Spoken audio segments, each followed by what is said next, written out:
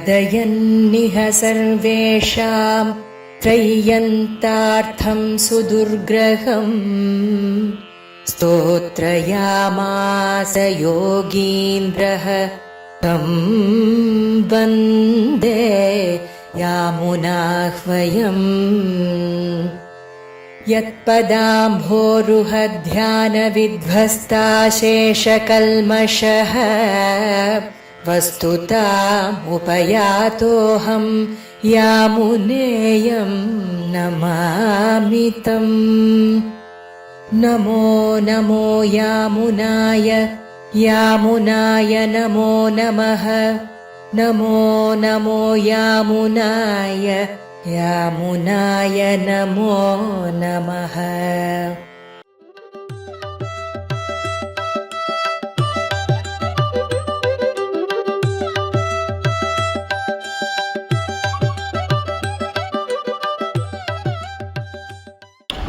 लक्ष्मीनाथह्य सिन्धो षटरिपुजलदः प्राप्य कारुण्यनीरम् नाथाद्रावभ्यसिञ्चन् तदनु रघुवराम्भोजचक्षुर्जराभ्यां गत्वा तां यामुनाह्यां सरितमतयतीन्द्राह्य पद्माकरेन्द्रं सम्पूज्य प्राणिसस्यैर्प्रवहतु हितरां देशिकेन्द्रभ्रमौगैः स्वादयन्निह सर्वेषां त्रय्यन्तार्थं सुदुर्ग्रहम् स्तोत्रयामास योगीन्द्रः तं वन्दे यामुनाह्वयम्। नमो नमो यामुनाय यामुनाय नमो नमः। नमो नमो यामुनाय यामुनाय नमो नमः। श्रीमत्यै विष्णुचित्तार्य मनोनन्दन हेतवे नन्दनन्दन सुन्दर्यै गोदायै नित्यमङ्गलम्। श्रीमते रम्यजामातृमुनीन्द्राय महात्मने श्रीरङ्गवासिने भूयात् नित्यश्रीर्नित्यमङ्गलम्।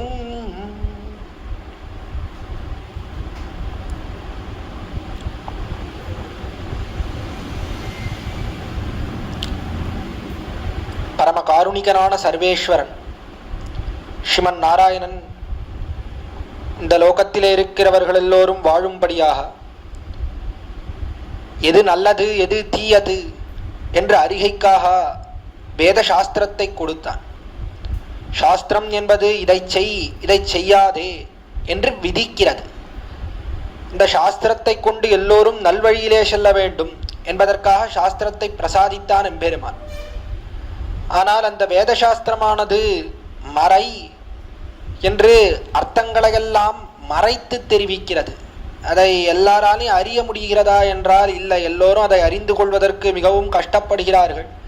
அதுவும் அது அதிகிருத்த அதிகாரமாக இருக்கிறது, எல்லாராலையும் அதிகரிக்க முடியாது. முதல் 3 வர்ணத்தைச் சேர்ந்தவர்கள் தான் அதிகரிக்கலாம், அதே போல பெண்கள் அதிகரிக்க கூடாது. இத்தியாதியான நியமங்களெல்லாம் உண்டு வேதத்துக்கு. அதனாலே எம்பெருமான் ஒரு 10 ஜீவாத்மாக்களை தேர்ந்தெடுத்து அவர்களுக்கு மயர்வர மதிநலம் அருளினன் என்று விசேஷமான ஞானத்தை கொடுத்தான். அந்த ஞானத்தோடே வந்து பிறந்தவர்கள் தான் ஆழ்வார்கள், பதின்மர்கள். இந்த 10 பேர் என்ன செய்தார்கள் என்றால் வேதத்தை தமிழாக்கினார்கள். சம்ஸ்கிருத பாஷையிலே இருந்த வேதம் அதை தமிழ் மொழியிலே ஆக்கி வெளியிட்டார்கள். எல்லோரும் அறியலாம்படியாக வேதத்திலே அருமையாக இருந்த அர்த்தங்களையெல்லாம், அறிவதற்கு சமமாக இருந்த அர்த்தங்களையெல்லாம் சுலபமாக்கி கொடுத்தார்கள் ஆழ்வார்கள். அது எல்லோரும் அதிகரிக்கலாம்படியாக இருந்தது, சர்வாதிகாரமாக எல்லாரும் அதிகரிக்கலாம் இந்த திவ்ய பிரபந்தத்தை என்று சொல்லும்படியாக 4000 பாசுரங்களை அருளி செய்தார்கள் ஆழ்வார்கள். ஆனாலும் அக்காலத்திலே எப்படி இருந்தது என்றால் தமிழ் பாஷை என்பது அது பாரத புண்ணிய பூமியிலே அநேகமாக நடையாடவில்லை. எல்லாரும் சம்ஸ்கிருத பாஷையிலே தான் பேசி வந்தார்கள். சம்ஸ்கிருதம் பேச்சு மொழியாகவே இருந்தது. நிறைய பேர் சம்ஸ்கிருத பாஷையிலேயே உரையாடினார்கள்.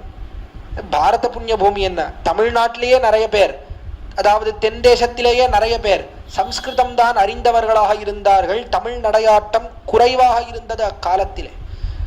அதை கருத்திலே கொண்டார்கள் பரம காருணிகர்களான ஆச்சாரியர்கள்.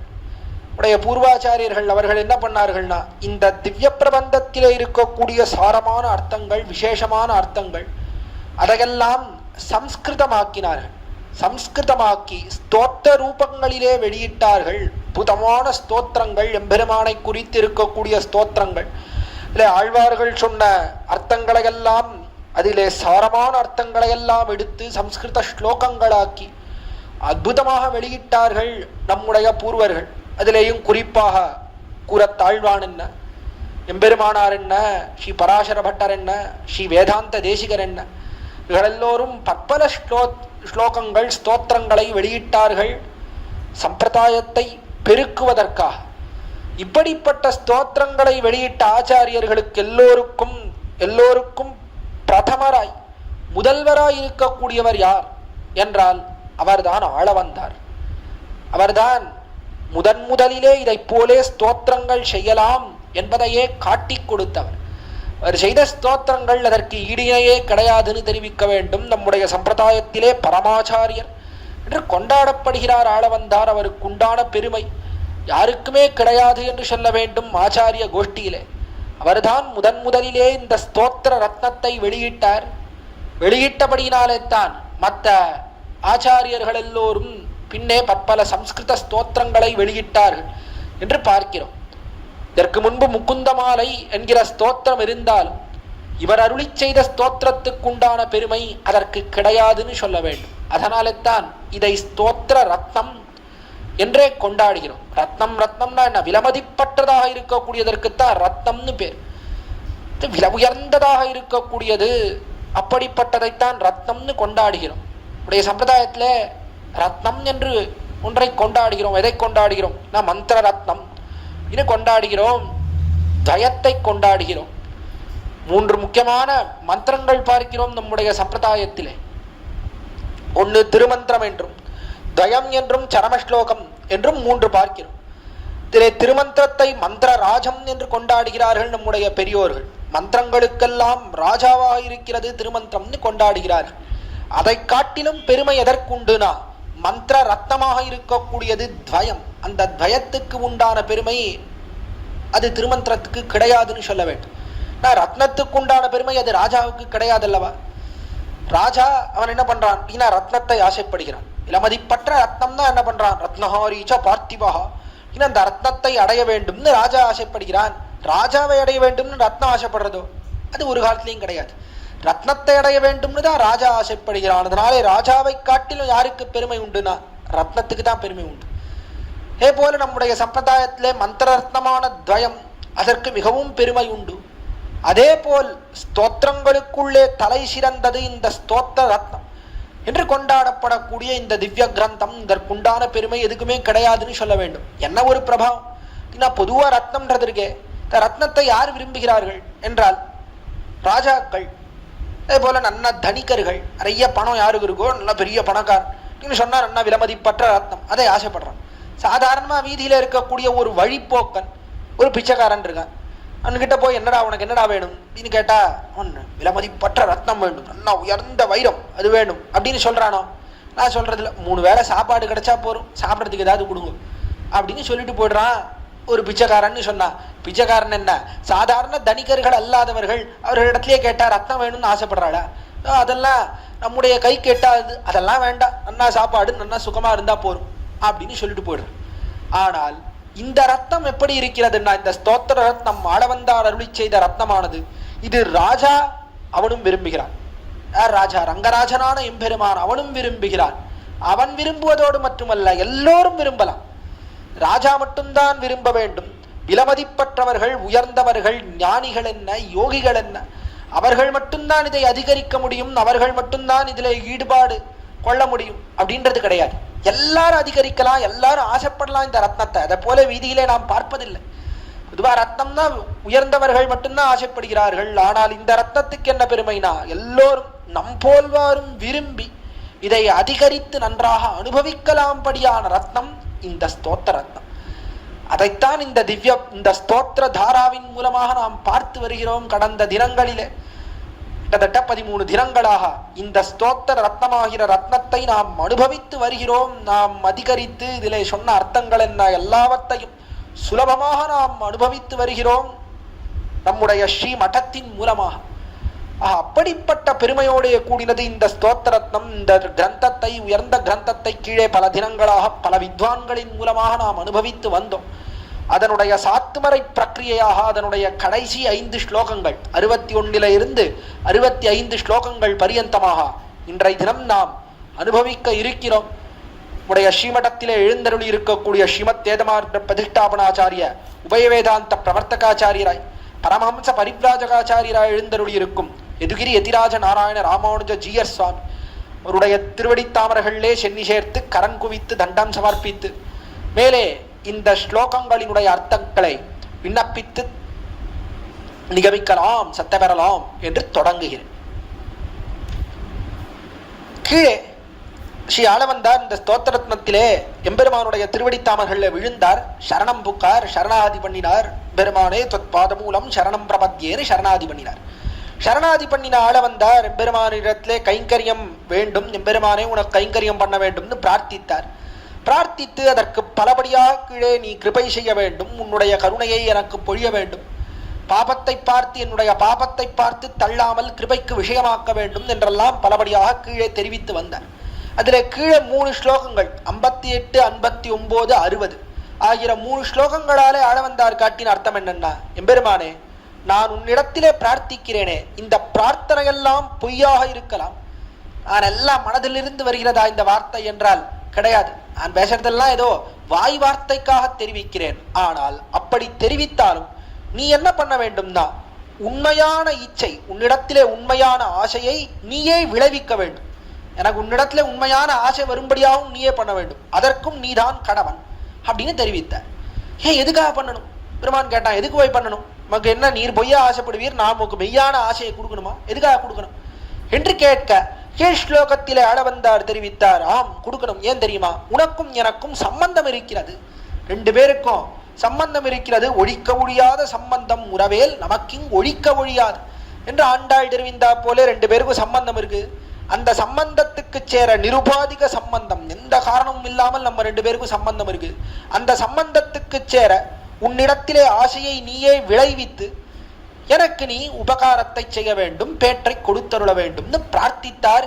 கீழ் ஸ்லோகத்திலே ஆளவந்தார் பிரார்த்தித்தவாறே பெருமான் பார்த்தார். பெருமான் ஆளவந்தாரை பார்த்து கேட்டான், ஆளவந்தாரே, ஓ நீர் ரிசா உமக்கு ஆசையை விளைவிக்கணும், உண்மையான ஆசையை விளைவிக்கணும், அதுக்கு மேலே பேற்றை கொடுக்கணும், இல்லை வரிசையா சொல்லிட்டே இருக்கிறேன், இதெல்லாம் உமக்கு எதுக்கு போய், நான் என்ன உமக்கு காரியம் பண்ண வேண்டியிருக்கு, என்னவோ இந்த லோகத்திலே எதுவும் இல்லாமல் ஞானம் இல்லாமல் குணம் இல்லாமல் ஏதோ தாழ்ந்த குலத்திலே பிறந்தவன் அவன் பேசுகிறா போலே பேசுகிறீரே, உமக்கு எப்படி இருக்கு, எவ்வளவு உயர்ந்த குலத்திலே பிறந்திருக்கிறீர் நீர், எப்படிப்பட்ட ஆபிஜாத்தியம் இருக்கிறது உம்மிடத்திலே, உம்ம குலம் என்ன சாதாரண குலமா, சொட்டை குலம் அப்படின்னு உயர்ந்த குலம், நல்ல ஞானிகள் என்ன யோகிகள் என்ன அவர்களெல்லாம் பிறந்த குலம், அப்படிப்பட்ட குலத்திலே பிறந்திருக்கிறபடியாலேயே இயற்கையிலேயே உமக்கு உயர்ந்த ஞானம் என்ன, பக்தி என்ன, வைராக்கியம் என்ன, இதெல்லாம் இருக்கிறதே.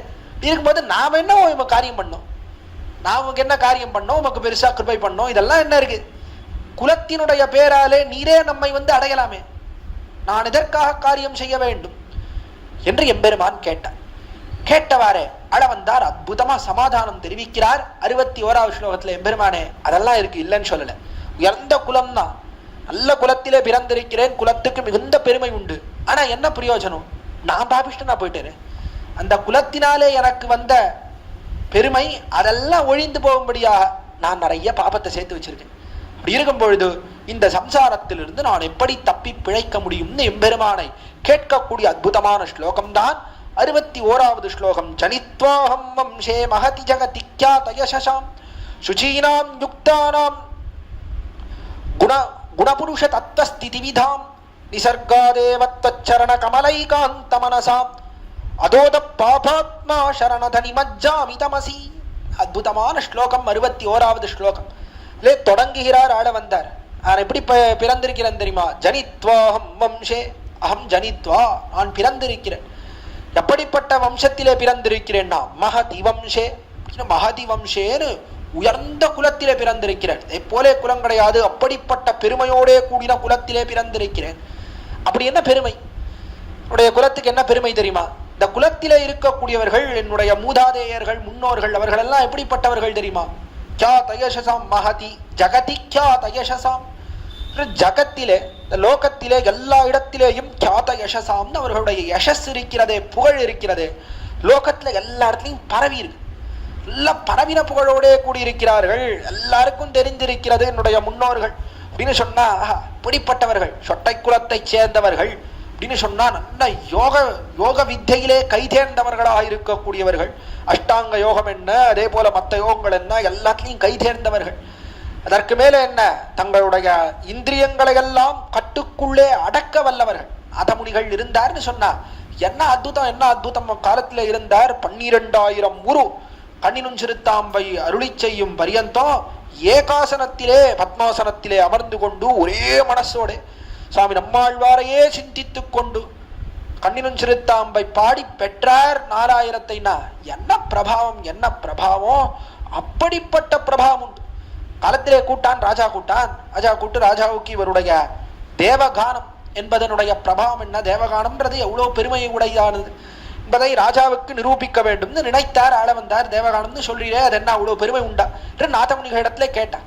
அப்பொழுது நாதமுனிகள் ராஜாவின் இடத்துல தெரிவித்தார் போல சில பேரை அழைத்து, அண்ணா தாளத்தை செய்ய சொல். ராஜாவே, நிறைய தாளங்கள் 12,000 தாளங்களை செய்ய சொல். இந்த 12,000 தாளங்களும் எப்படி இருக்கணும்னா ஒவ்வொரு தாளம் ஒவ்வொரு எடையில இருக்கணும்.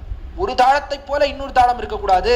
எல்லா தாளத்தினுடைய எடையும் வேற வேறையா வித்தியாசமா இருக்கணும். எடையோட அந்த தாளத்தை கொண்டு வந்து 12,000 பேர் வரிசையா நிக்க சொல்லி எல்லாரும் அந்த தாளத்தை ஒரே சமயத்திலே தட்ட சொல். ஒரே சமயத்துல தட்டினால் அதை கேட்பேன். கேட்டு எந்த தாளம் எந்த எடை, ஒவ்வொரு தாளமும் எந்த எடை என்பதை நான் சொல்றேன் அப்படின்னு தெரிவித்தான் நாதமுனிகள். ஆச்சரியப்பட்டான் ராஜா. அப்படி கூட பண்ண முடியுமா என்று பண்ண சொன்னான். 12,000 தாளத்தை பண்ண சொன்னான். இவர் முன்னிலையிலே கொண்டு வந்து வைத்தார்கள். 12,000 தாளத்தை 12,000 பேர் ஒவ்வொன்னா அடிக்கிறது இல்லை, ஒரே சமயத்திலே தட்டினார்கள். 12,000 தாளத்தையும் ஒரே தடவை தட்டின்றே இருக்கிறது இல்லை, ஒரு தடவை அப்படி தட்டினார்கள் ஒரே சமயத்தில்.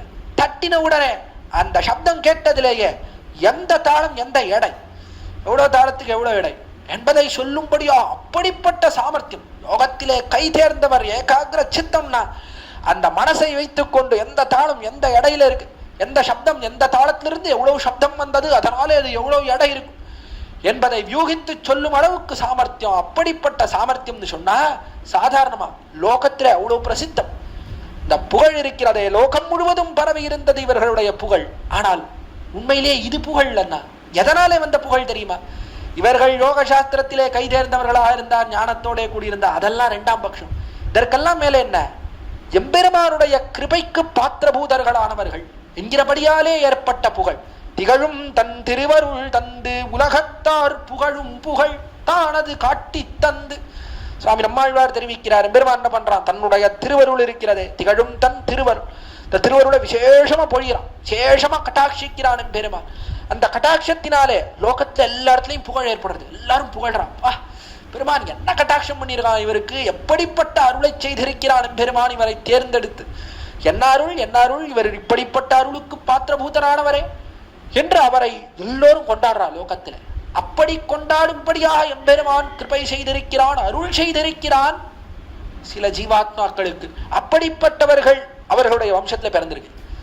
வம்சம் மகாதி வம்சம் எதனால தெரியுமா? ஜகத்தில எல்லாரும் புகழ்கிறார்கள் பெருமானே உன்னுடைய கிருபைக்கு பாத்திரபூதர்களானபடியாலே. அப்படி உன்னுடைய கிருபைக்கு பாத்திரபூதர்களானவர்கள் என்னுடைய பெரியவர்கள். எதனால தெரியுமா? அப்படி கிருபைக்கு பாத்திரபூதர்கள் ஆனபடியாலே அவர்கள் எப்படி இருந்தா தெரியுமா? சுச்சீனாம் யுக்தானாம். சுச்சீனாம்னு பரிசுத்தர்கள், இந்த பரிசுத்தியோட கூடியிருந்தார்கள், தூய்மையோட கூடியிருந்தார்கள். எதனாலே பரிசுத்தி என்றால் இதர விஷயத்திலே நெஞ்சை வைத்தார்கள் என்பதே கிடையாது. எப்பொழுதும் எம்பெருமான் விஷயத்திலே நெஞ்சை உடையவர்கள், இதர விஷயத்திலே நெஞ்சு போனதே கிடையாது, சஞ்சலமே கிடையாது நெஞ்சிலே. அப்படிப்பட்ட பரிசுத்தி அவர்களுக்கு. இந்த பரிசுத்தியோடே கூடியிருக்கிறார்கள். சுச்சீனாம் யுக்தானாம். அதற்கு மேலே என்னன்னா யுக்தானாம் என்று எப்பொழுதும் எம்பெருமானோடே சேர வேண்டும். எம்பெருமானோட எப்போ சேர போறோம், எப்பொழுது அவனோட கூட போகிறோம் என்று அதையே நினைத்துக் கொண்டிருக்கிறார்கள். அவனோடே சேர வேண்டும்னு அதுதான் எப்பொழுதும் நெஞ்சில ஓடிண்டே இருக்கு. மாகவை குந்தம் காண்பதற்கு என் மனமேகம் என்னும் இராப்பகலின்னியே சுவாமி நம்மாழ்வார் தெரிவிக்கிறாரு.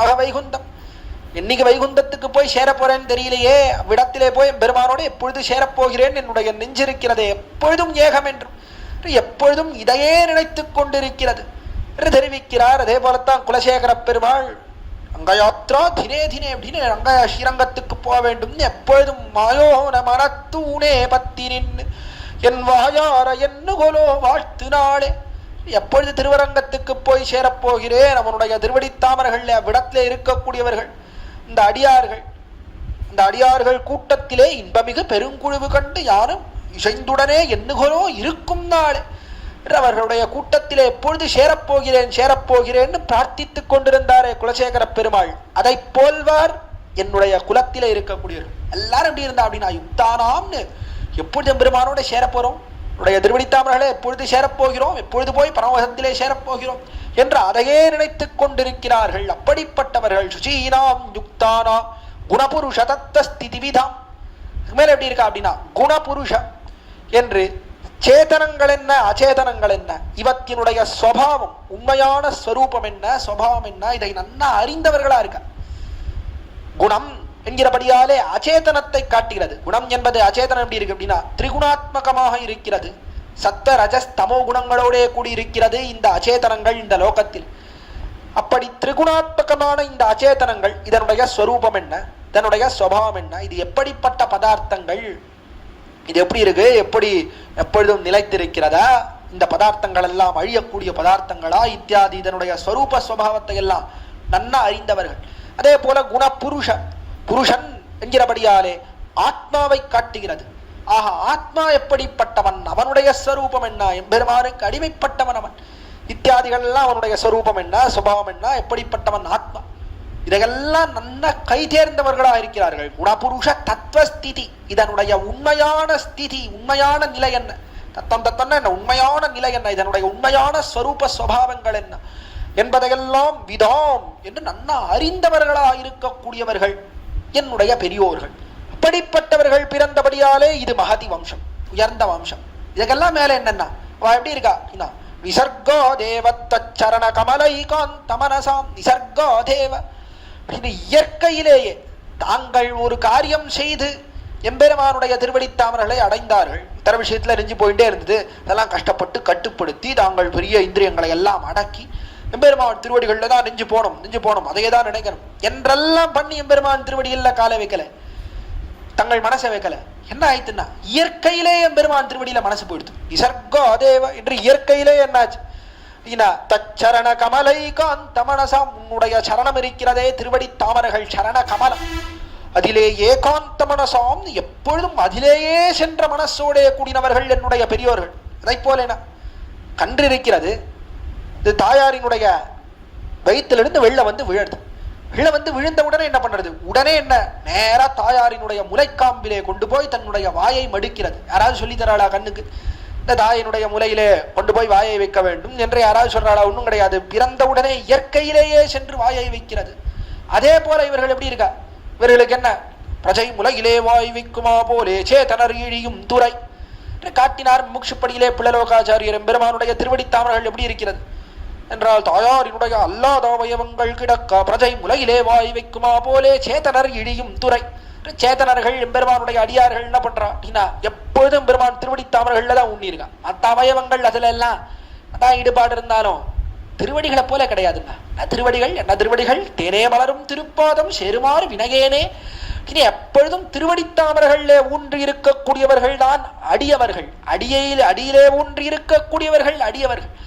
அல்லவா எப்படி இருக்கா அப்படின்னா எப்படி இந்த கன்றானது முலையிலே பிறந்தவுடனே போய் வாயை வைக்கிறதோ அதே போல இவர்களும் என்னுடைய பெரியோர்களும் இயற்கையிலேயே உன்னுடைய திருவடித்தாமர்களிடத்துல நெஞ்சு சென்றவர்களா இருக்கான். திருத்துழாய் மனத்தோடே அங்குரிக்குமா போலே. திருத்துழாய் என்ன பண்றது, வெள்ளம் வரக்கூடிய காலத்திலே மற்ற இலைகளுக்கெல்லாம் அந்த பிரபாவம் கிடையாது. மற்ற இலைகள்லாம் என்ன வெள்ள நன்னா வந்து இந்த இலையெல்லாம் நன்னா வளர்ந்து பக்குவமான பிற்பாடுதான் அந்த இலையில எல்லாம் வாசனை வரும். வந்து பார்த்தா அப்பதான் வாசனை வரும். ஆனா திருத்துழாய்க்கு மட்டும் என்ன தன்மை அப்படின்னா வெள்ளம் முளை விடக்கூடிய காலத்திலேயே வெள்ளம் வரும்போதே ஸ்ப்ரவுட் அப்படின்னு தெரிவிக்கிறாள். அப்படி முளை விடும் போதே வாசனையோடு தான் வரும். அப்பொழுதே வாசனை வந்துடும். அதே போல என்னுடைய பெரியோர்கள் எப்படி இருக்கா, பிறக்கும் பொழுதிலிருந்தே உன்னுடைய திருவடித்தாமர்களிடத்திலேயே நெஞ்சு சென்றவர்களா இருக்கா. இயற்கையிலேயே அப்படி இருக்கிறார். இந்த நிசர்காதேவன்றத இதோட சேர்த்துக்கலாம், முன்னாடியும் சேர்த்துக்கணும். நிசர்கோதேவ சுச்சீனாம் நிசர்கோதேவ யுக்தானாம்.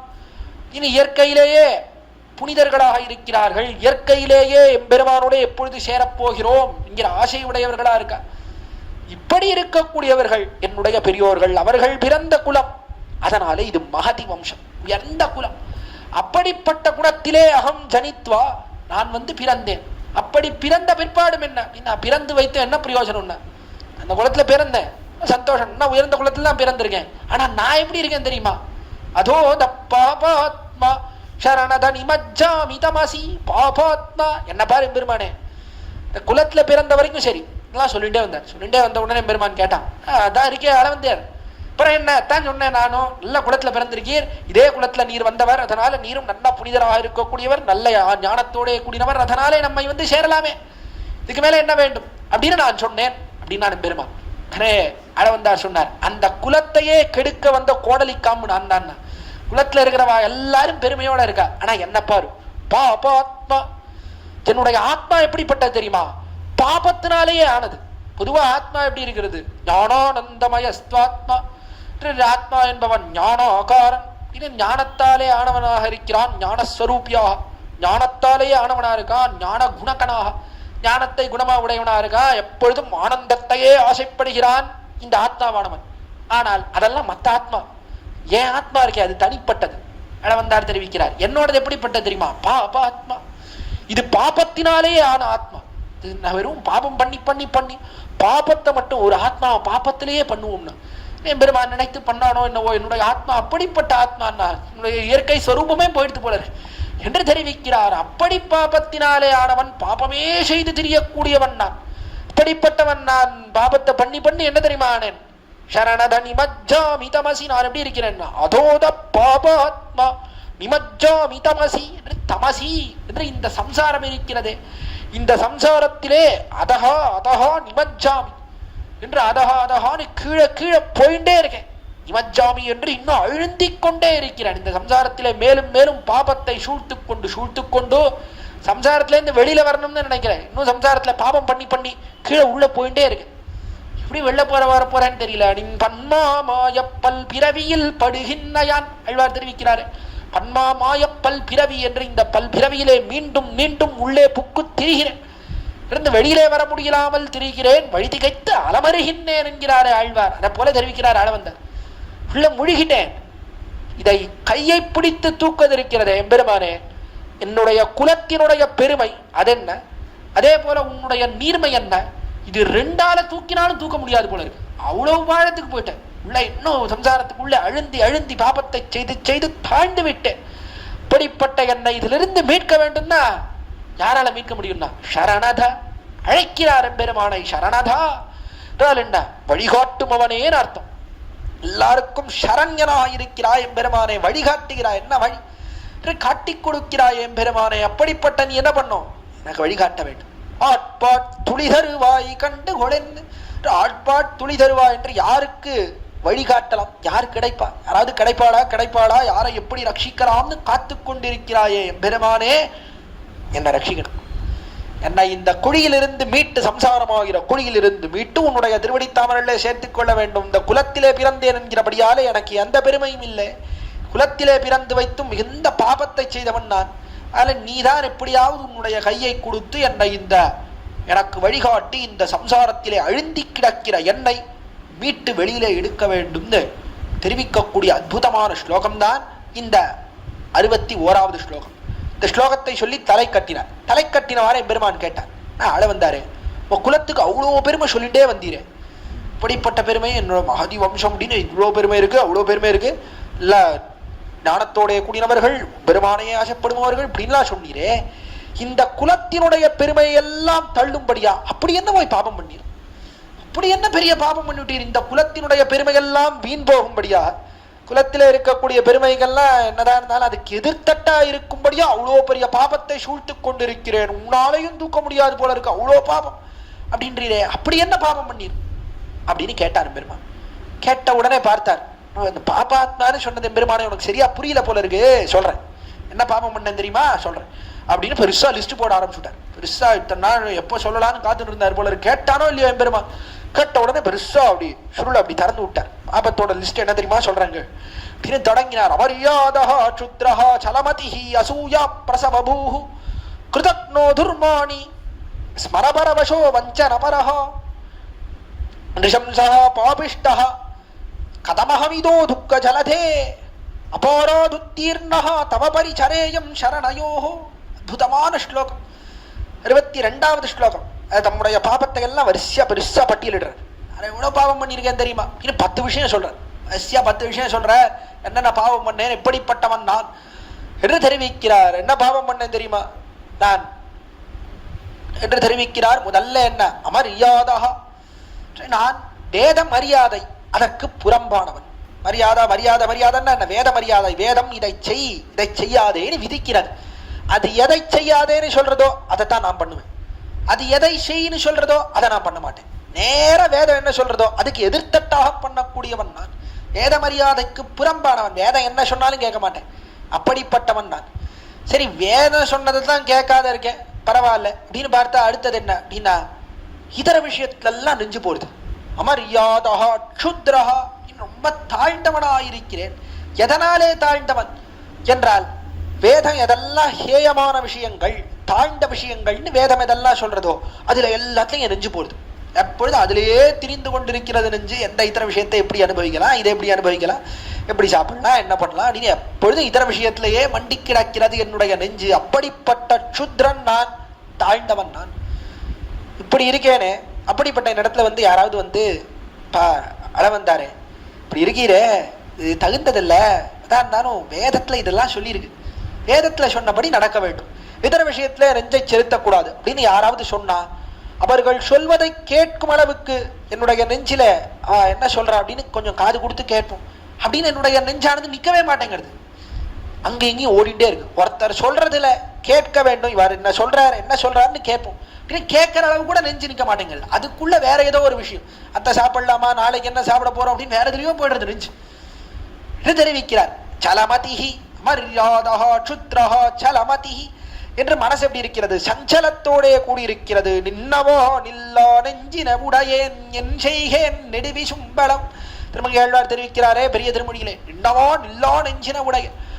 ஒரு விஷயத்துல நிக்க மாட்டேங்கிறது நான் நெஞ்சு. அங்க ஓடுறது இங்க ஓடுறது, இந்த விஷயம் அந்த விஷயம் மாத்தி மாத்தி ஒரு விஷயம் பண்ணும்போது அந்த விஷயத்துல நினைக்க மாட்டேங்கிறது.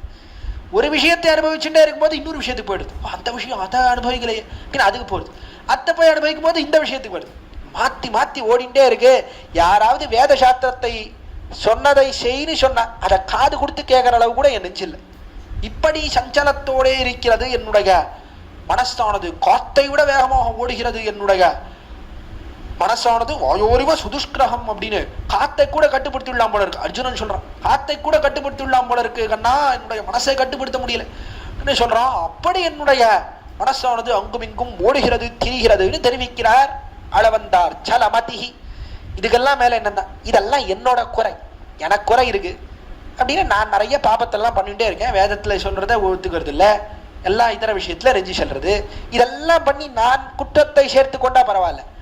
மற்ற பேர் அவ நன்னா இருக்காளே, அவளினுடைய குணங்கள் இருக்கிறதே நல்ல காரியங்கள், அதுல எல்லாம் என்ன குற்றம் கண்டுபிடிக்கலாம் அப்படின்னு அதுல போறது நெஞ்சு எடுத்து.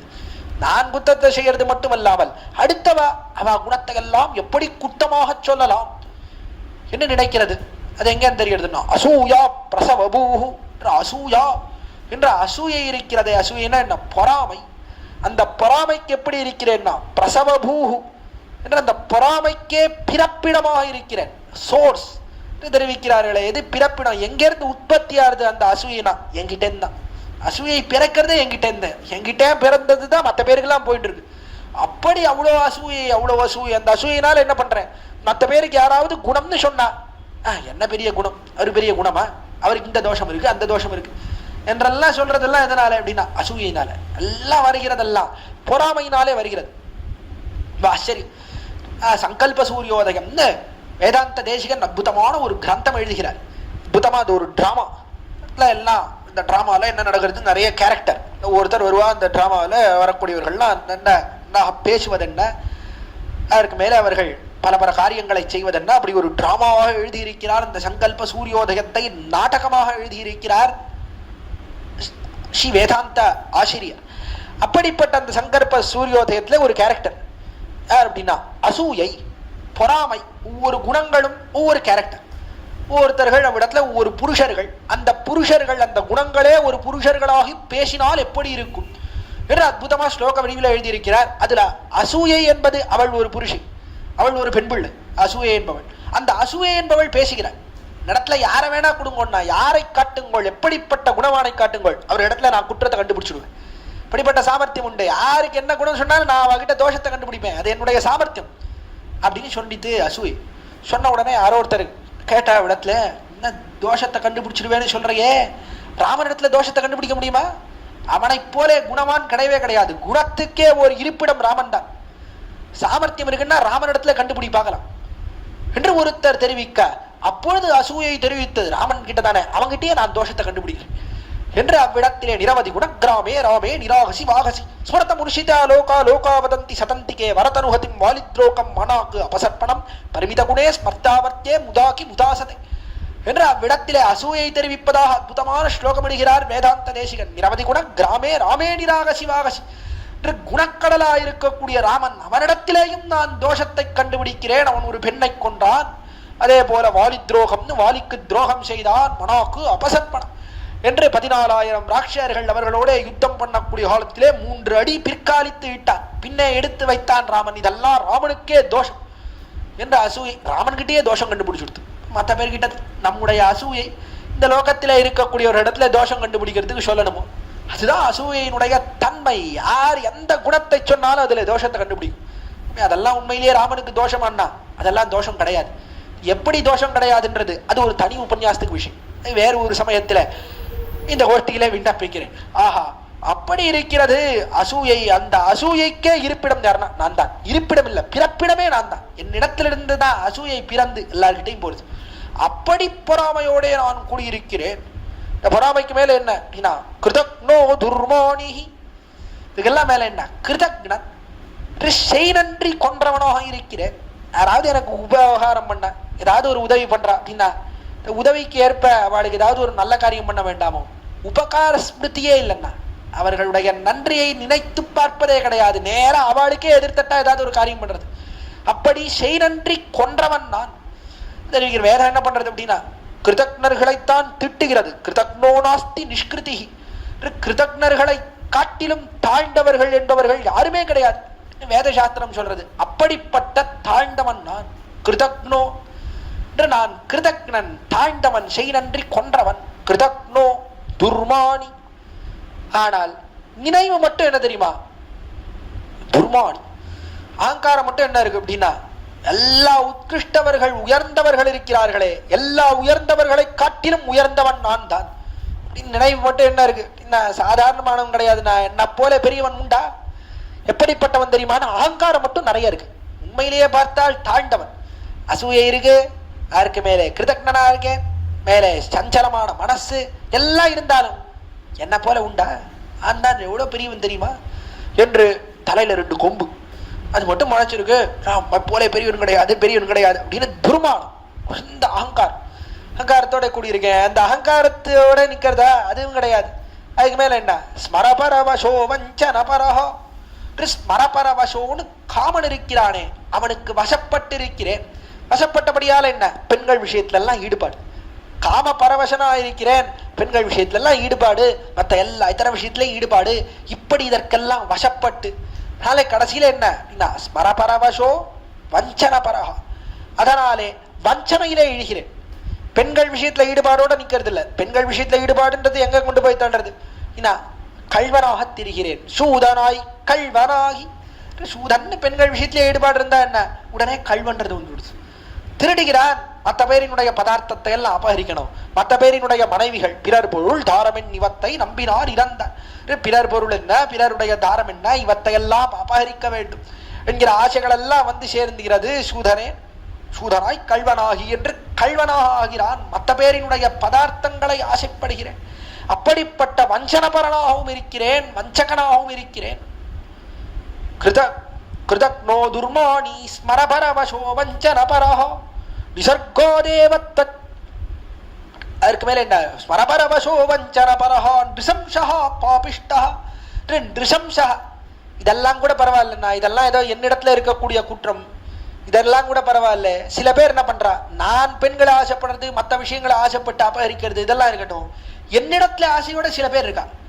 பாவம் ஆள வந்தார் நல்லவர் அப்படின்னு நம்முடையவன் அப்படின்னு என்னிடத்துல ஆசைப்பட்டு சில பேர் இருக்கிறார்.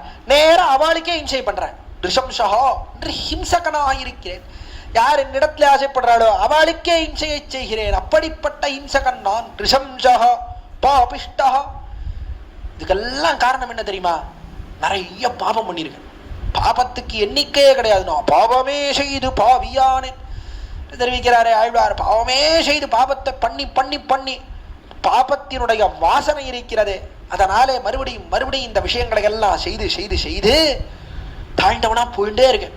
அப்படி இருக்கிறேன். அப்படிப்பட்ட பாபிஷ்டன் நான். பாபத்துக்கு எல்லையே கிடையாது என்று ஆழ்வார்கள் தெரிவித்தா போலே பிராத்தி வினயன உய்ய கொண்டு ஆழ்வார் தெரிவிக்கிறார். ஒப்பிராத்தி வினயன், நான் செய்த பாபங்களுக்கு சமமே கிடையாது, அப்படிப்பட்ட பாபங்களை செய்திருக்கிறேன் தெரிவிக்கிறார் சுவாமி நம்மாழ்வார். அதை போலே தெரிவித்துக் கொள்கிறார் ஆள வந்தார். பாபிஷ்டா, நான் அவ்வளவு பாபம் செய்திருக்கிறேன், நான் பாபமே வடிவெடுத்தவன் தெரிவித்தார் ஆள வந்தார். எல்லாம் ஒரு சந்தேகம் ஏற்படுறது. சுவாமி இவ்வளவு வரிசையா பெருசா லிஸ்ட் போட்டுட்டே போறாரு, 10 தாழ்ச்சிகள் தம்மை பத்தி தெரிவித்துக் கொள்கிறாரு. இவ்வளவு தாழ்ச்சி இருக்கிறதா? உண்மையிலேயே ஆளவந்தார்கிட்ட இவ்வளவு தாழ்ச்சி இருக்கா? ஆளவந்தாருன்னா இவ்வளவு தாழ்ந்தவரான் என்றால் ஒரு காலத்திலேயும் கிடையாது. அளவந்தாருக்கு அகங்காரம் உண்டா, துர்மானம் உண்டா, அல்லது இதர விஷயத்திலே ஈடுபாடு உண்டா, சஞ்சலமான மனசு உண்டா? எதுவுமே கிடையாது. 10 விஷயத்துல எதுவுமே சேராது. அப்ப இவ்வளவு சொல்லிட்டே இருக்காரு. எதனால சொல்றார் என்றால் காட்டி கொடுக்கிறார். எதை காட்டி கொடுக்கிறார் என்றால் பகவத் சன்னதியிலே போகக்கூடிய காலத்திலே நாம் எப்படி இருக்க வேண்டும். பகவத் சன்னதியில போனா என்ன பண்ணணும்னா நம்முடைய குற்றங்களை எல்லாம் முதல்ல சொல்லணும். பெருமானிடத்திலே நான் இப்படிப்பட்டவன், தாழ்ந்தவன், நைச்சானுசந்தானம் செய்து கொள்ள வேண்டும். தன்னுடைய பாபத்தை எல்லாம் சொல்லணும். பெருமானை நிறைய பாவம் பண்ணியிருக்கேன் அண்டால் அதைத்தான் காட்டி கொடுக்கிறாள். அறியாத பிள்ளைகளோ அன்பினால் உந்தன்னை சிறுபேரழைத்தனவும் சீரி அருளாதே என்று தெரிவிக்கிறார். பெருமான் சன்னில போனா என்ன பண்ணும்? அறியாத பிள்ளைகளோ அன்பினால் தன்னை சிறுபேரழைத்தனவும்னு நாம் பண்ண தவறுகளை எல்லாம் எம்பெருமான் சன்னதியில முதல்ல சொல்ல வேண்டும். அதை காட்டி கொடுக்கிறார். இவ்விடத்திலே ஆள வந்தார். என்ன பண்ணிட்டு வரணும்? பெருமான் சன்னதியில போகும்போதே என்ன பண்ணும்? நான் இப்படிப்பட்டவன், தாழ்ந்தவன், அதையெல்லாம் சொல்லிக்கொண்டே போக வேண்டும். யார் காட்டி கொடுத்தது? விபீஷண ஆழ்வான் காட்டி கொடுத்தது. விபீஷணன் வந்தான் ஆகாசத்திலே, ராவனிடத்திலிருந்து வந்தான், நேர ராமன் இடத்துல வந்து சேர்ந்தான். மேலே நிற்கிறான் சமுத்திரக்கரையில். ஆகாசத்துல நிற்கக்கூடிய காலத்துல விபீஷணன் என்ன சொன்னான்? முதல்ல அவன் சொன்ன வார்த்தை ராவணோ நாம துர்வித்தா ராட்சசோ ராட்சசேஸ்வரா தஸ்யாக மனுஜோ பிராதா விபீஷணமிதி ஸ்ருதா. அந்தவன் யாருன்னு பாக்குறான். தன்னை பத்தி முதல்ல சொல்லிக்கணும். செல்ஃப் இன்ட்ரோடக்ஷன் சொல்றாள். நம்ம பத்தி சொல்லணும். அப்படின்னா என்ன பண்றான்? முதல்ல எல்லாரும் என்ன பண்றான்? நான் அப்படிப்பட்டவன், இப்படிப்பட்டவன், உயர்ந்தவன் அப்படின்னு அதை மட்டும்தான் சொல்றான். தாழ்ச்சியே சொல்றதே இல்லை, விட்டுடுவோம். எல்லாரும் சொல்லும் போது என்ன அப்படின்னா அப்படிப்பட்டவன், இந்த காரியம் பண்ணியிருக்கேன், அந்த காரியம் பண்ணியிருக்கேன் அப்படின்னு விசேஷமா சொல்லிக்கிறான். எல்லாம் கம்பெனிக்கு அனுப்புறான்ல, சிவி ரெஸ்யூமே அப்படின்னு போட்டு அனுப்புறான். என்ன பண்றான்? இப்படிப்பட்டவன், இப்படிப்பட்ட சாதனைகள்லாம் பண்ணியிருக்கேன் அப்படின்லாம் வரிசையா தங்கள் பெருமையே சொல்லிடுகிறான். எல்லாம் மற்ற கம்பெனியில போகும்போது நீங்களுமே அப்படிதான் பண்ணணும். கம்பெனியில போகும்போது நம்மளுடைய தாட்சி எல்லாம் சொல்லிட்டு போனா வேலை கிடைக்குமா? வேலை கிடைக்காது. அதெல்லாம் தாட்சியை சொல்றதுக்குள்ளயுமே திருப்பி போன அனுப்பிச்சு விட்டுடுவோம். ஆனால் எம்பெருமானிடத்துல போகக்கூடிய காலத்துல என்ன பண்ணோம்? முதல்ல தாட்சியை சொல்லிக்கணும். எப்படி ஒரு வைத்தியனிடத்திலே போனால் முதல்ல நாம் செய்த தப்பு என்ன, தவற பண்ணேன், என்னத்தை சாட்டேன், அதனால வைத்த வலிக்கிறது, இன்னும் முதல்ல நாம் பண்ண தவறையெல்லாம் சொல்லணுமோ, அதை போல மருத்துவனா நின்ற மாமணி வண்ணனிடத்திலே செல்லக்கூடிய காலத்திலே முதல்ல என்ன பண்ணணும்னா நாம் செய்த பிழைகளை எல்லாம் தெரிவித்துக் கொள்ள வேண்டும். நம்முடைய குறைகளை எல்லாம் முன்னிட்டு அவன் காலிலே விழ வேண்டும். இதான் என்ன பண்றான் விபீஷணன் தான். முதல்ல என்ன பண்ணோம்? ராவணோ நாம துர்வித்தா. எப்படிப்பட்டவன் தெரியுமா? ராவணன் ஒருத்தன் இருக்கான். துர்வித்தா ராவணோ நாம. இந்த பேரே போரும்னா எவ்வளவு தாழ்ந்தவன்றதை அவனுடைய பேரே காட்டி கொடுக்கிறது. எவ்வளவு தாழ்ந்தவன், எவ்வளவு தாழ்ந்தவன். துர்வித்தா, கெட்ட தொழில்களே வடிவெடுத்தவன் ராவணன். அப்படிப்பட்ட தாழ்ந்தவன். ராட்சசோ ராட்சசேஸ்வரா. இதுக்கு மேல என்னன்னா கொடுந்தொழில் செய்யக்கூடிய ராட்சசர்கள் அவர்களுக்கெல்லாம் தலைவன். இவனே ஒரு ராட்சசன், இவனே தாழ்ந்த பயன். அதற்கு மேலே தாழ்ந்தவர்களுக்கெல்லாம் தலைவன் வேற கேட்கணுமா? அப்படிப்பட்ட தாழ்ந்தவனுடைய தம்பி நான். தஸ்யாக மனுஜோ பிராதா அனுஜா. ஏன்னா அவன் எந்த வயிற்றிலிருந்து வந்தானோ அதே வயிற்றிலிருந்து நானும் வந்தேன். அப்படிப்பட்ட தாழ்ச்சி அவனோடே ஒரு குடல் துணுக்கு உண்டு. அப்படிப்பட்ட தாழ்ச்சியோடைய கூடின நான் விபீஷணம் இதி ஸ்ருதா, விபீஷணன் அப்படின்னு பேர் பெற்றவன் நான் வந்திருக்கிறேன் சொல்லிக்கொண்டு தன்னை பத்தி சொல்லிக்கும் போது என்ன சொன்னான் அப்படின்னா, முதல்ல தாழ்ச்சி எல்லாம் சொல்லிட்டான். தாழ்ந்த ராவணன், அவனுக்கு பின் பிறந்தவன், அவனைப் போலவே நானும் தாழ்ந்தவன், அப்படிப்பட்ட விபீஷணன் வந்திருக்கிறேன், என்னை சேர்த்துக் கொள்ள வேண்டும்னு பிரார்த்தித்தான். அதை தான் காட்டி கொடுக்கிறார் ஆழ்வார். ஆள வந்தார் விடத்திலே எம்பெருமான் சண்டையில போனா என்ன பண்ணோம், தாழ்ச்சி எல்லாம் சொல்லணும். இப்படிப்பட்ட அமர்யாதா க்ஷுத்ரஹ சலமதிஹி அசூயா பிரசவபூஹு கிருதக்னோ துர்மாணி ஸ்மரபரவசோ வஞ்சனபரஹ நிசம்சஹ பாபிஷ்டா, 10 விஷயம் சொல்லி எல்லாத்தையும் சொல்லி எம்பெருமான் காலிலே விழ வேண்டும் என்பதை காட்டி கொடுக்கிறார் ஆள வந்தார். அப்போ என்ன ஆள வந்தார் சொல்றதெல்லாம் பொய்யா சுவாமி, பொய்யா சொல்றாரா என்றால் இது ஒரு காலத்திலேயும் பொய்யாக ஆகாது. ஏன் பொய்யாக ஆகாது? ஒரு காரணம், அளவந்தார் தம்முடைய கீழ் ஜென்மங்கள் அதையெல்லாவற்றையும் நினைத்து தெரிவிக்கிறார். இந்த ஜென்மம் உயர்ந்த ஜென்மம், இருந்தாலும் கீழே எவ்வளவு ஜென்மங்கள் பிறந்திருக்கிறோம், அந்த ஜென்மங்கள்லாம் எப்படி இருந்தோமோ தெரியலையே என்றல்லவா ஆழ்வார்கள் அவர்களும் தங்களை பற்றி பேசிக்கொள்கிறார்கள். மாறி மாறி பல பிறப்பும் பிறந்து கீழ் ஜென்மங்கள் எல்லாம் எப்படி பிறந்து இதர விஷயத்திலே மண்டி கிடந்தேன், அப்படிப்பட்டவன் வந்திருக்கிறேன் ஆழ்வார்கள் தெரிவிக்கிறார்கள். அதே போல ஆள வந்தார் என்ன கீழ் ஜென்மங்களை எல்லாம் நினைத்து தெரிவிக்கிறார். அதனால இது பொய்யாகாது. இன்னொரு காரணம் என்னன்னா, இதெல்லாம் எதுக்காக சொல்றாருன்னா நமக்காக சொல்றார். வெறுமா ஆள வந்தார், போங்கோ பெருமாள் சன்னதிக்கு போங்கோ, போய் உங்க இடத்துல இருக்கிற குற்றத்தை எல்லாம் சொல்லிக்கோங்க பெருமாள் முன்னிலையில அப்படின்னு சொன்னா நாம் என்ன பண்ணுவோம் அப்படின்னா, நேராக பெருமாள் சன்னதியில போவோம். போயிட்டு ஆள வந்தார் இடத்துல இருக்கிற குற்றத்தை எல்லாம் சொல்றார். யோசிச்சு பார்த்தா எந்த குத்தமுமே தோண மாட்டேங்கிறது. நம்ம ரொம்ப நல்லவரா இருந்துட்டோம், பிறந்ததுல இருந்தே ஒரே நல்லவரா இருக்கும், எந்த குத்தமுமே வர மாட்டேங்கிறது. சரி போ, அது ஆள வந்தாருக்கு சொல்லிக்கிறார் போல இருக்கு, நமக்கு சேராது போல இருக்கு, இருக்கிற வாழ்க்கை தான் சொல்லணும் போல இருக்கு, நமக்கு ஒன்றும் கிடையாது போல இருக்கு அப்படின்னு நினைச்சுன்னு திரும்பி வந்துடுவோம். அதனால என்ன அப்படின்னா, கோயில்ல ஏதாவது பிரசாதம் கொடுத்தாடா போறோம் அப்படின்னு வாங்கிட்டு திரும்பி வந்துடுவோம். அதனால ஆள வந்தார் என்ன பண்ணார்னா, இவாளுக்கு சொல்ல தெரியாது, இவா சொல்ல வேண்டியது நாமே சொல்லிடுவோம். இந்த ஸ்லோகத்தை அப்படியே மனப்பாடம் பண்ணிட்டு நேரா போட்டோம், கோயில போயிட்டு இந்த ஸ்லோகத்தை அப்படியே சொல்லட்டும், இவாதான் சொல்றா, இந்த 10 குறைகளையும் சொல்றான் என்று நினைத்து எம்பெருமான் இவர்களுக்கு கிருபையை பண்ணுவன் என்று நினைத்து ஆள வந்தார் என்ன பண்றார், நாம் சொல்ல தெரியாது என்கிறபடியாலே நமக்கு சொல்லிக் கொடுக்கிறார். விடத்திலே ஆள வந்தார். இதெல்லாம் நமக்கு பொருந்தும் அல்லவா?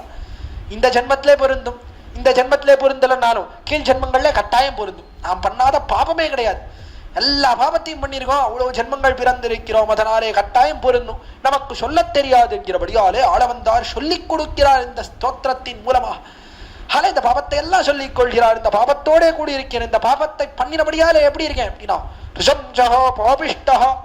கதமஹமிதோ துக்க ஜலதேஹே அபாராது உத்தீர்ணா. எப்படிப்பட்டவன் அபாராது துக்க ஜலதேஹே, அபாராதுன்னு எல்லை காண முடியாத இந்த துக்க கடல் இருக்கிறதே, துக்க ஜலதேஹே. இந்த துக்க கடல் எப்படி இருக்குன்னா எல்லையே இல்லைன்னா, எவ்வளவு காலம் சம்சாரத்தில பிறவி எப்படி இருக்கிறது, அனாதி, ஆரம்பமும் இல்லை முடிவும் இல்லை, பிறந்து மாறி மாறி பிறந்துட்டே இருக்கு. அப்படிப்பட்ட இந்த துக்க கடல் பார்த்தாலே பயங்கரமா இருக்கு. அப்படிப்பட்ட இந்த துக்க கடல் இருக்கிறதே, இந்த துக்க கடல்ல இருந்து யார் என்ன தூக்க போறாரு? அபாராது துக்க ஜலதேஹே உத்தீர்ணஹா என்று இந்த துக்க கடல் எல்லை காண முடியாத இந்த துக்க கடல் இருந்து தூக்கக்கூடியவர்கள் யார்? யாரால தூக்க முடியும்? பெருமானால தான் தூக்க முடியும். நினைத்தால் தான் துன்பக் கடல் புக்கு வைகுந்தன் என்பதோர் தோணி பெறாதுழல்கின்றேன் என்றால் தெரிவிக்கிறாளே. இந்த துன்பக் கடல் இருக்கிறது, இந்த துன்பக் கடல் இருந்து தூக்க வேண்டும்னா யாரு? பெருமான் தான். வைகுந்தன் என்பதோர் தோணி, வைகுந்தன் தான் எப்படி இருக்கும், நான் பெரிய தோணின்னு பெரிய போட், பெரிய கப்பலாக இருக்கிறான். கப்பல் எப்படி இருக்கு? 2 கரையும் தொட்டு கொண்டிருக்கிறது, சம்சாரத்தையும் நேரே பரவதத்தையும் தொட்டு கொண்டிருக்கக்கூடிய பெரிய படகு.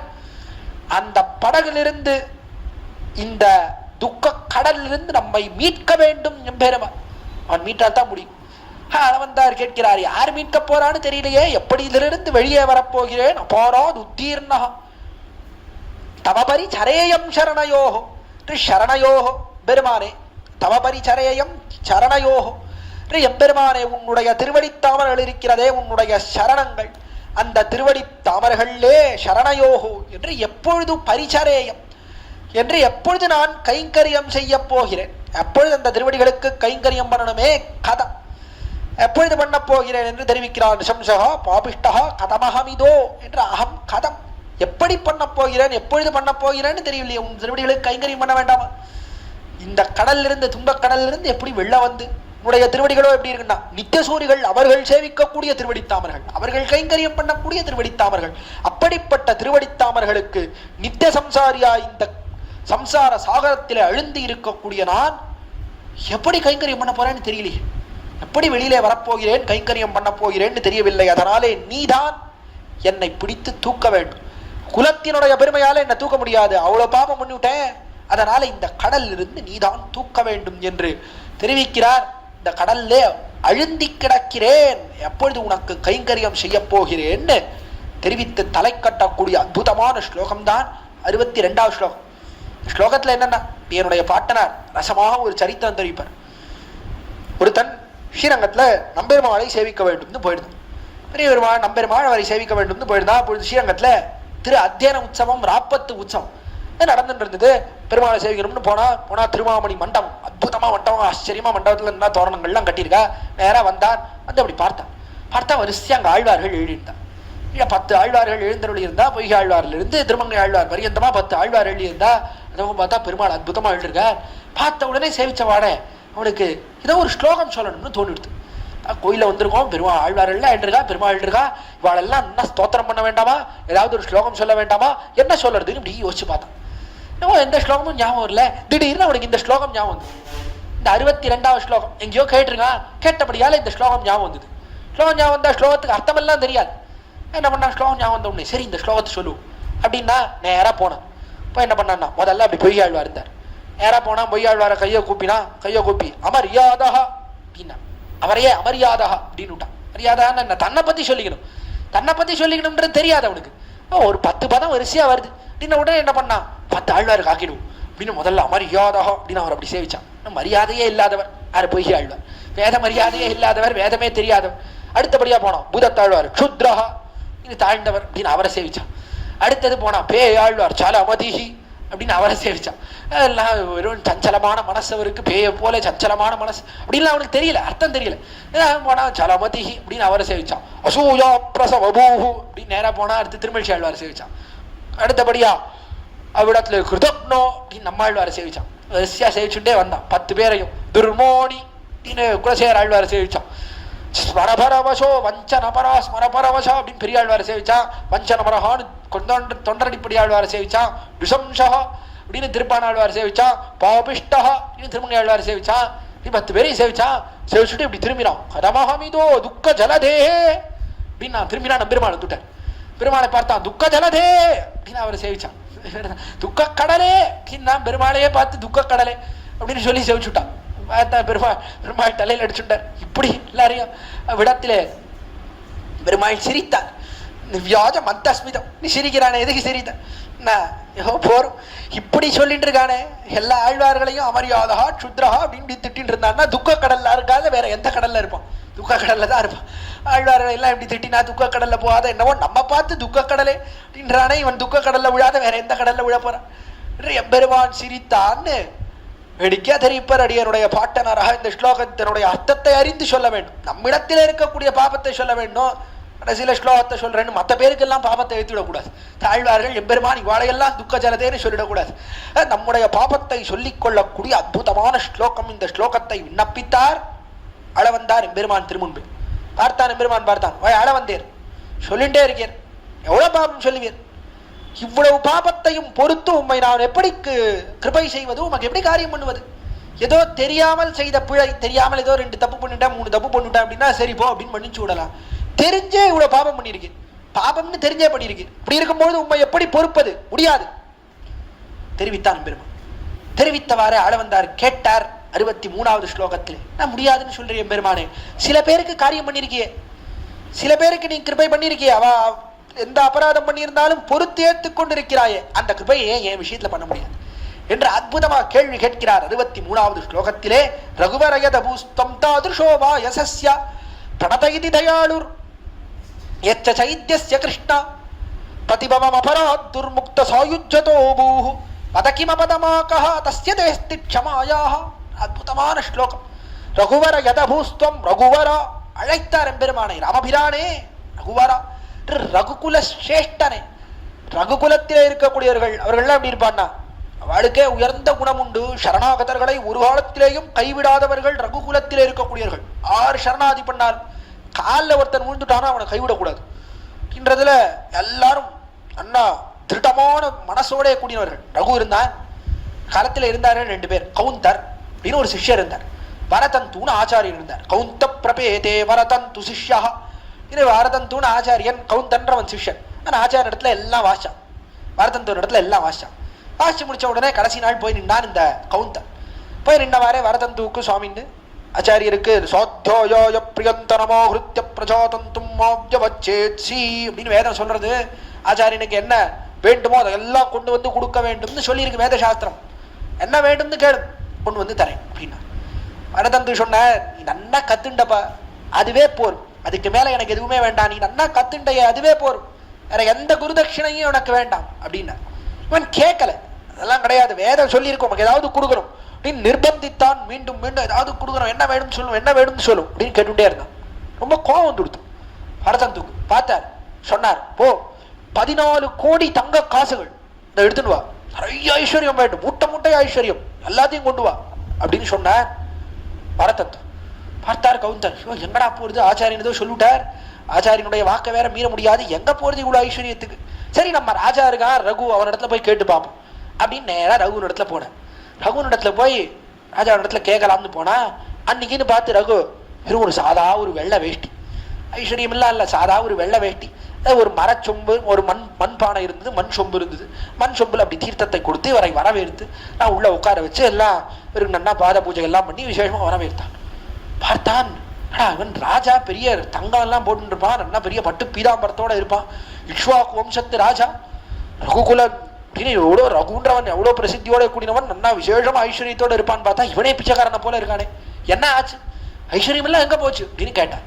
கேட்டவாறே அப்பொழுது அவன் தெரிவித்தான், பெரிய ஒரு யாகம் பண்ணேன், நிறைய ஐஸ்வர்யம் நிறைய சேர்ந்து கொடுத்து, ஆனால் பெரிய ஒரு யாகம் பண்ணேன், யாகத்துல எல்லாத்தையும் செலவழிச்சுட்டேன், ஒரு ஐஸ்வர்யம் முடல எல்லாத்தையும் செலவழிச்சுட்டேன், கஜானா காலி, நான் ஓட்டின்னு இருக்கு, கஜானால ஒண்ணுமே இல்லை, மொத்தம் காலி அப்படின்னு சொன்னான் ரகு. பார்த்தார் கவுந்தர், பார்த்தார், சரிதான் போ, நாம நன்னா இப்ப கேட்கலாம்னு வந்தோம், ஐஸ்வர்யத்தை கேட்கலான்னு ரகு கிட்ட வந்தா இவரை பிச்சு எடுத்துட்டு இருக்கான், யார் இடத்துல போய் கேட்கறது அப்படின்னு தலையை தொங்க போட்டு கேட்டார். அப்பொழுது ரகு, என்ன எதனால வந்தீர் அப்படின்னு கேட்டார். போல ஆச்சாரியன் கேட்டுவிட்டார், ஐஸ்வர்யம் குடுன்னு கேட்டுவிட்டார், எங்க போடுதுன்னு தெரியல, அதனால உங்களிடத்துல வந்தேன் அப்படின்னு சொன்னார். சொன்னவாறே ரகு, அப்படியா, சரி ஒரு நாள் அவகாசம் கொடு, நாளைக்குள்ள எப்படியாவது ஐஸ்வர்யத்தை திரட்டி கொடுக்கிறேன் அப்படின்னு தெரிவித்தார். பார்த்தார், ஆச்சரியம் இந்த கவுந்தருக்கு, நடாது இவரே இப்படி இருக்காரு, எப்படா ஐஸ்வர்யத்தை கொடுப்பார் அப்படின்னு யோசிச்சுட்டு இருந்தார். பார்த்தான் ரகு என்ன பண்ணான் அப்படின்னா, பெரிய சேனையை திரட்டினான், பெரிய சேனை இருந்து ரகு இடத்துல எல்லா சேனை எல்லாம் அணிவகுத்து நன்னா சைன்யத்தை எல்லாம் திரட்டினான். திரட்டி எதுக்கா அப்படின்னா, பாருங்க நிறைய ஐஸ்வர்யம் வேணும்ன்ற, இந்த ஐஸ்வர்யத்துக்கு எந்த ராஜ்யத்துக்கிட்ட போனாலும் இருக்காது, ஷாகுனாம் இயம் பூமி, இன்னும் மொத்த பூமியும் நம்மோடது, நம்ம கிட்டே இல்லைன்னா எந்த ராஜ்யத்தை கொள்ளையடிச்சு என்ன பண்ண முடியும், எல்லாம் முடியாது, நேராக குபேரப்பட்டினம் இருக்கே அதை கொள்ளையடிச்சிடுவோம் நினைச்சான் ரகு. குபேரப்பட்டினம் இருக்கு, அத்தையே கொள்ளையடிப்போம், குபேரனையே கொள்ளையடிச்சிடுவோம், கொள்ளையடிச்சுட்டா எல்லா ஐஸ்வர்யம் எல்லாம் வந்துடும், அந்த ஐஸ்வர்யத்தை கொண்டு இவனை ரட்சிக்கலாம், சரணாகத்தனை ரட்சிக்கணும்னா எந்த எல்லைக்கு வேணா போலாம்னா, குபேரனையே கொள்ளையடிச்சாலும் பரவாயில்ல இன்னும் சைன்யத்தை எல்லாம் திரட்டி விட்டான். இந்த செய்தி காதுல விழுந்தது குபேரனுக்கு. ஐயோ என்னடா அது, இந்த ரகு இவன் மேல கொள்ளையடிக்க போறேன்றான், நம்ம கிட்ட இருக்கிற ஐஸ்வர்யம் எல்லாம் இவன் கொள்ளையடிச்சான்னு அப்புறம் நம்ம பேர் ஏற்கனவே கெட்டு போயிருக்கு, இதற்கு மேல இவன் கொள்ளையடிச்சான்னா பேர் மொத்தமா போயிடும் போல இருக்கு, அதனால இவன் கொள்ளையடிக்கிறதுக்கு முன்னாடி நாமே ஐஸ்வர்யத்தை கொடுத்துடுவோம். அன்று ராத்திரியோட ராத்திரியா பெரிய ஸ்வர்ண மழையை பொழிந்து ரகுவினுடைய கஜானா மொத்தத்தையும் ரொப்பிட்டான். கார்த்தால யுத்தத்துக்கு போனது கிளம்பினா ஓடி வந்தான், கஜானாவை பாத்துக்கிறவன் காவலாளி ஓடியே வந்தான். ராஜா பெரிய ஆச்சரியம் நடந்துடுத்தோ, பெரிய ஆச்சரியம் நடந்தது அப்படின்னா, என்ன நடந்தது கேட்டான் ரகு.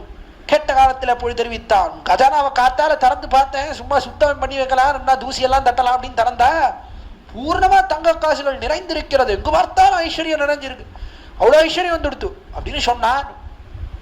அந்த காவல்காரன் ஆச்சரியப்பட்டான், ரகு அப்படியா அப்படின்னு உடனே கவுந்தரை கூட்டான், நடந்தது தெரிந்து கொண்டான் ரகு. பிற்பாடு கவுந்தரை கூட்டான், எல்லா ஐஸ்வர்யத்தையும் கொடுத்துட்டான். கவுந்தர் இல்ல வேண்டாம் வேண்டாம், 14 கோடி ஆச்சாரியன் எவ்வளவு கேட்டாரோ அது மட்டும் போரும் அப்படின்னா, அதெல்லாம் கிடையாது, மொத்தமா உம்மோட தான், உமக்காக வந்த ஐஸ்வர்யம் உமக்கு தான் மொத்தமா கொடுத்தான். பிற்பாடு தனக்கு வேண்டியதை வைத்துக் கொண்டு கவுந்தன் மீதியை திரும்பி கொடுத்தான் விருத்தாந்தம் பார்க்கிறோம். இப்படி சரணாகதி யாராவது பண்ணா கட்டாயம் ரட்சிக்க வேண்டும் இருக்கக்கூடியவர்கள் ரகு என்ன, அதற்கு மேலே சிபி என்ன, இவர்கள் எல்லாம் இப்படி இருக்கக்கூடியவர்கள். அப்படிப்பட்ட குலம் ரகுகுலம். அந்த ரகுகுலத்திலே இருக்கக்கூடிய மற்ற பேர் சரணாகதர்களை ரட்சிக்காளே, அவளுக்கெல்லாம் ஒன்றும் போராதுன்னா, அவள்லாம் பாபிஷ்டர்கள், என்ன ரட்சித்தா ஒன்றும் பிரயோஜனம் இல்லை என்று சொல்லும்படியா சரணாகதனை ரட்சிக்கக்கூடியவன் ராமன். அதனாலே ரகுவரான்னு தெரிவிக்கிறார். ரகுகுலத்திலே சிரேஷ்டன்.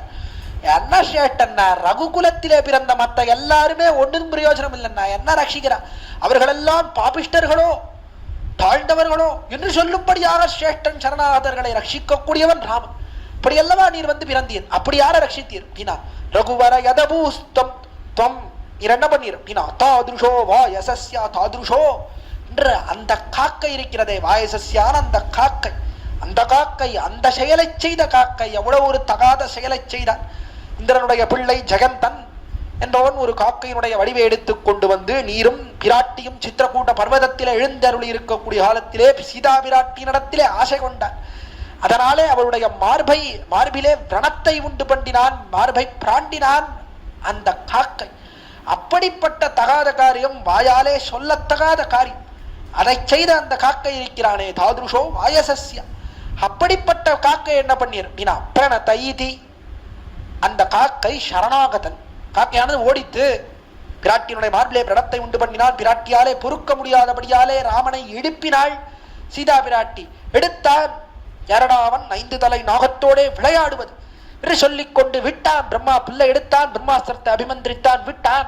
துரத்தித்து பிரம்மாஸ்திரமானது காகாசுரனும் எல்லா இடத்துக்கும் போனான். சபித்ராச்ச பரித்யக்தா சுரைச்ச சமரிஷிபிஹி த்ரீன் லோகான் சம்பரிக்ரம்யா தமேவ சரணம் கதா.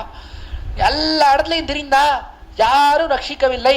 கடைசியில் என்னாச்சு? எத்திசையுமுடனோடி இழைத்து விழும் காகம் போல் அத்திகிரி அருளாளர் அடைக்கல நான் புகுந்தேனே இருக்கிறாரே வேதாந்த தேசிகன் அடைக்கல பதிகத்திலே, அடைக்கலப்பத்திலே தெரிவிக்கிறார். அப்படி ஓடினான், கடைசியில இழைத்து போனான், விழுந்தான் காகாசுரன். விழுந்த இடம் ராமாசிரமா இருந்தது, ராமனிட இடமா இருந்தது. பார்த்தாள் சீதா பிராட்டி, ராமன் இப்படி மேல பார்த்துட்டே இருந்தான். விட்ட என்னடா ஆச்சு, காக்க போச்சு போச்சு, ஆளையே காணோம், எங்க போச்சு அப்படின்னு இப்படியே ஆகாசத்தை பார்த்துட்டே இருந்தான் ராமன். அதுக்குள்ள சீதை என்ன பண்ணான்னா கீழே பார்த்தா. இந்த காக்கையானது ராமனுக்கு காலை நீட்டி கொண்டு வந்து விழுந்தது.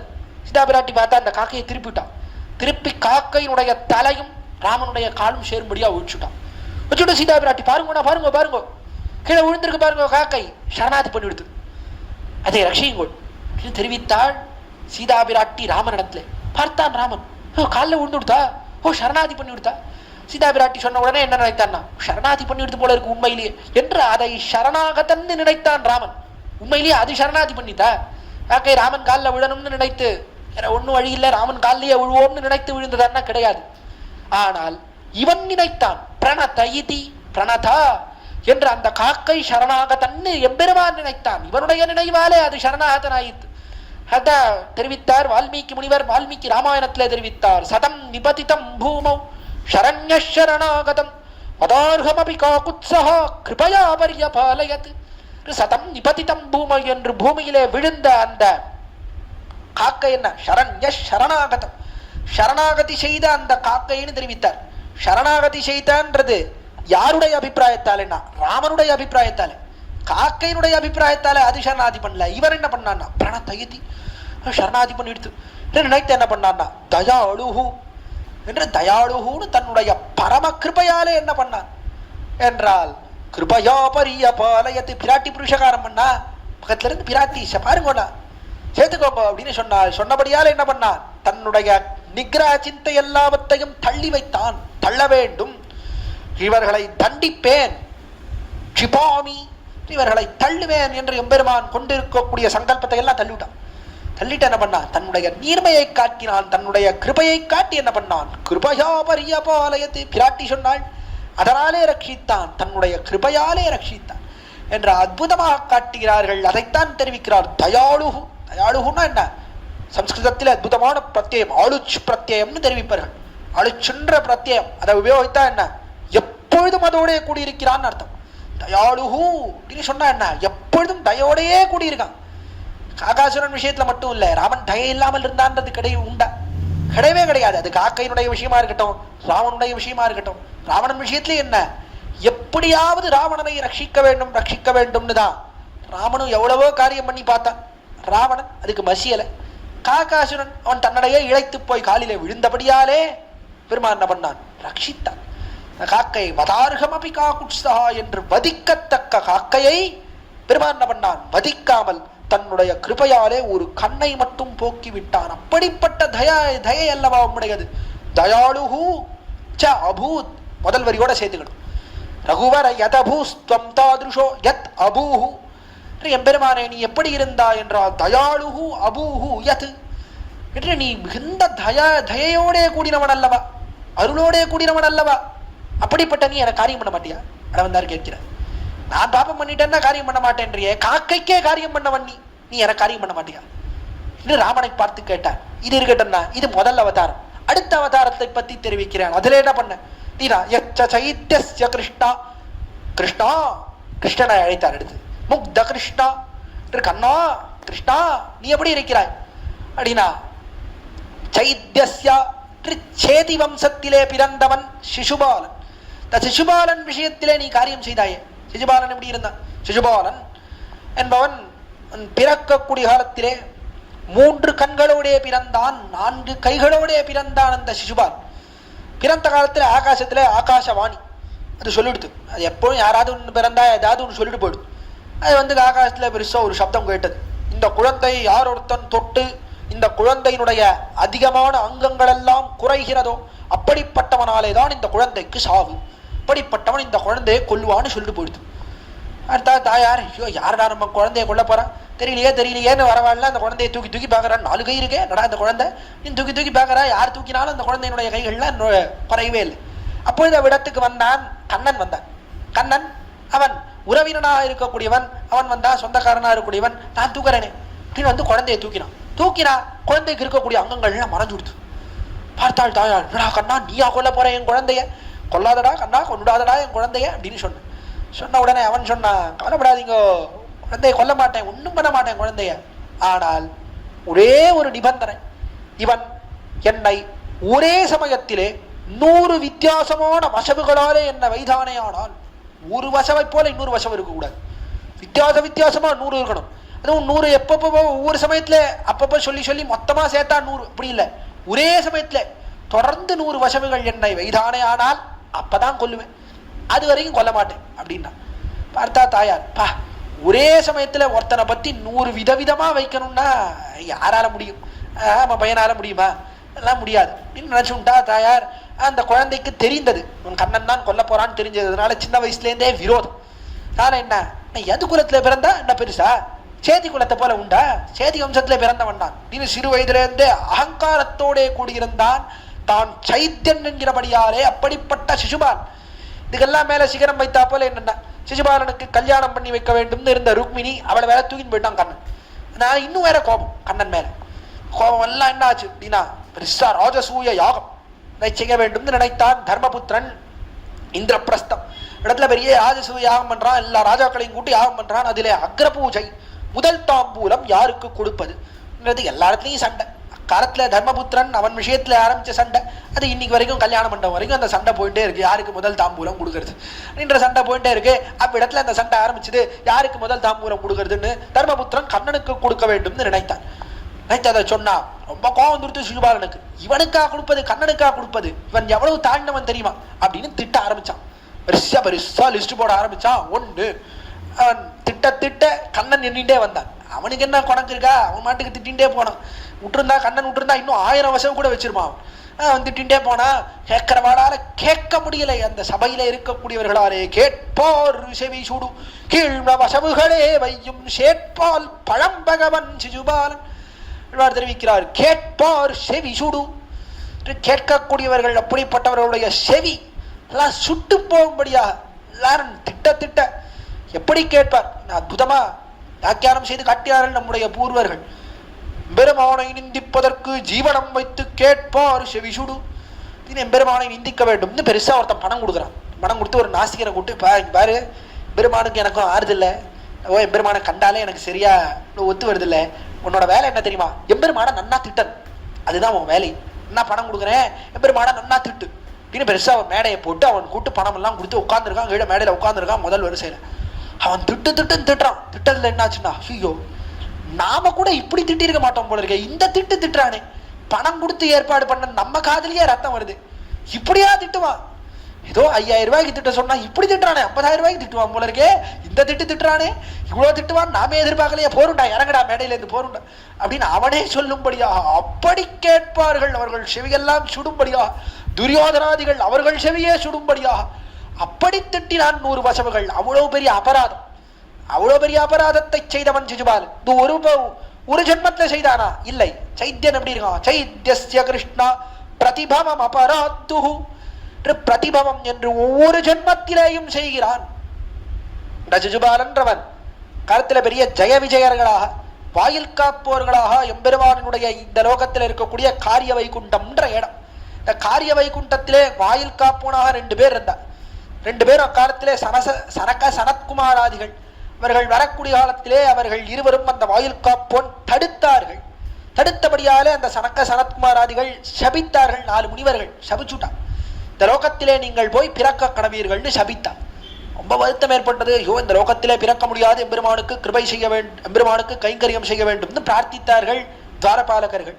அப்போது அவர்கள் தெரிவித்தார்கள், சரி ஒன்று பண்ணுங்கோ, இந்த லோகத்திலே உங்களுக்கு 8 பிறவிகள் எம்பெருமானுக்கு அடியவனாக பிறக்கலாம், அல்லது 3 பிறவிகள் 100 பிறவிகள் எம்பெருமானுக்கு அடியவனாக பிறக்கலாம், அல்லது 3 பிறவிகள் எம்பெருமானுக்கு விரோதியாக பிறக்கலாம், என்ன வேண்டும்னு கேட்டார்.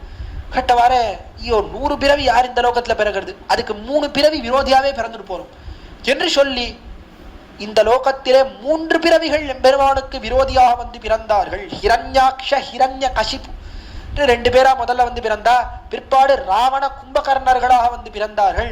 அவர்களே சிசுபால தந்தவக்ரர்களாக வந்து பிறந்தார்கள் கிருஷ்ணாவதாரத்தில். இப்படி பிறவிதோறும் அபராதம். பெருமானை நோக்கி காக்காசுரனாவது ஒரு பிறவியில அபராதம் பண்ணார்.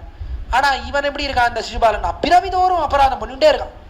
இப்படி அபராதம் பண்ண பிற்பாடும் அவனை என்ன பண்ணான் அப்படின்னா, பிரதிபவம் அபராதுர் முக்த சாயுஜ்யதோபு, சக்கராயுதத்தால அறுத்தான். அடுத்து என்ன பண்ணா, பெருமானே நீ எப்படி இருக்க, முக்த என்னன்னா ஒண்ணுமே அறியாத குழந்தைனா, முக்த கிருஷ்ணா, குழந்தையா இருக்கிறாயே கிருஷ்ணா, நீ எப்படி இருக்க, முக்தனா என்ன அர்த்தம், இன்னசென்ட் என்ன அர்த்தம், ஒன்னும் தெரியாதவன்னா, ரொம்ப முக்த. அல்ல நீ என்ன பண்ற அப்படின்னா, உனக்கு அவன் பாபம் பண்ணிருக்கான்றதே தெரியல, அவன் அபராதம் பண்ணவன், இவனை நாம் சேர்த்து கொள்ளக்கூடாது, தண்டிக்கணும் அப்படின்றதே உனக்கு தெரியாது. அவ்வளோ அறிவிலியா இருக்கக்கூடிய அவனை பார்த்தா, ஐயோப்பா அபராதம் பண்ணியிருக்கா, சரி போ பரமத்தை கொடுப்போம் அப்படின்னு பரமத்தை கொடுத்து விடுறேன். என்ன ஆச்சரியம், எவ்வளவோ பிறவிகள். சாயுஜ்யதோ சாயுஜ்யம், சாயுஜ்யம்னா என்ன, எம்பெருமான் பரமதத்தை கொடுக்கிறான், எம்பெருமானை போலவே குணம் அதை கொடுப்பதற்கிறது, அதுதான் சாயுஜ்யம். எம்பெருமானுக்கு இருக்கிறது 8 குணங்கள், அபாதபாத்மானு தொடங்கி 8 குணங்கள் இருக்கிறது எம்பெருமானுக்கு. அந்த 8 குணங்களை எம்பெருமான் என்ன பண்றான்னா இவர்களுக்கு கொடுக்குறான். ஜீவாத்மா பரமதத்துக்கு போனால் 8 குணங்கள் வந்து சேருகிறது, எம்பெருமானோடே சேருகிறார்கள். அப்படிப்பட்ட சாயுஜ்யதையை யாருக்கு கொடுத்தான்னா சிசுபாலனுக்கு கொடுத்தான். என்ன ஆச்சரியம், பிறவிதோறும் பிறந்து எம்பெருமானிடத்திலே பக்தியோட கூடியிருந்து பற்பல பிறவிகள் எம்பெருமானிடத்திலே கர்மயோகம், ஞானயோகம், பக்தி யோகம் இதையெல்லாம் செய்து ஜன்மந்தோறும் பற்பல ஜன்மங்கள் எம்பெருமானிடத்திலே பக்தி செய்து இந்த சாயுஜ்யத்தையை பெறுகிறார்கள் பற்பல முனிவர்களும் யோகிகளும். அப்படிப்பட்ட சாயுஜ்யத்தை, அப்படிப்பட்ட பரமபதத்தை பிறவிதோறும் அபராதம் செய்த ஒருத்தனுக்கு கொடுத்தியே, என்ன அற்புதம், எப்படிப்பட்ட உன்னுடைய கிருபை, அபராதம் பண்ணவனுக்கு போய் இப்படி கொடுக்குறியே. பிரதிபவம் அபராதுர் முக்த சாயுஜ்யதோ பூஹு என்று அபூஹு என்று அவனுக்கு கொடுத்தவனாக, அபூஹு யது நீ எப்படி இருக்கிறாய், அவனுக்கும் கிருபை செய்தாய் அல்லவா, கிருபை செய்து அந்த சைத்தியனுக்கும் பரமபதத்தை கொடுத்தாய் அல்லவா. அதனாலே பெருமானே வத, கடைசி வரி தெரிவிக்கிறார், வத பெருமானே நீ சொல்லு, என்ன சொல்லணும், கிமபதமாக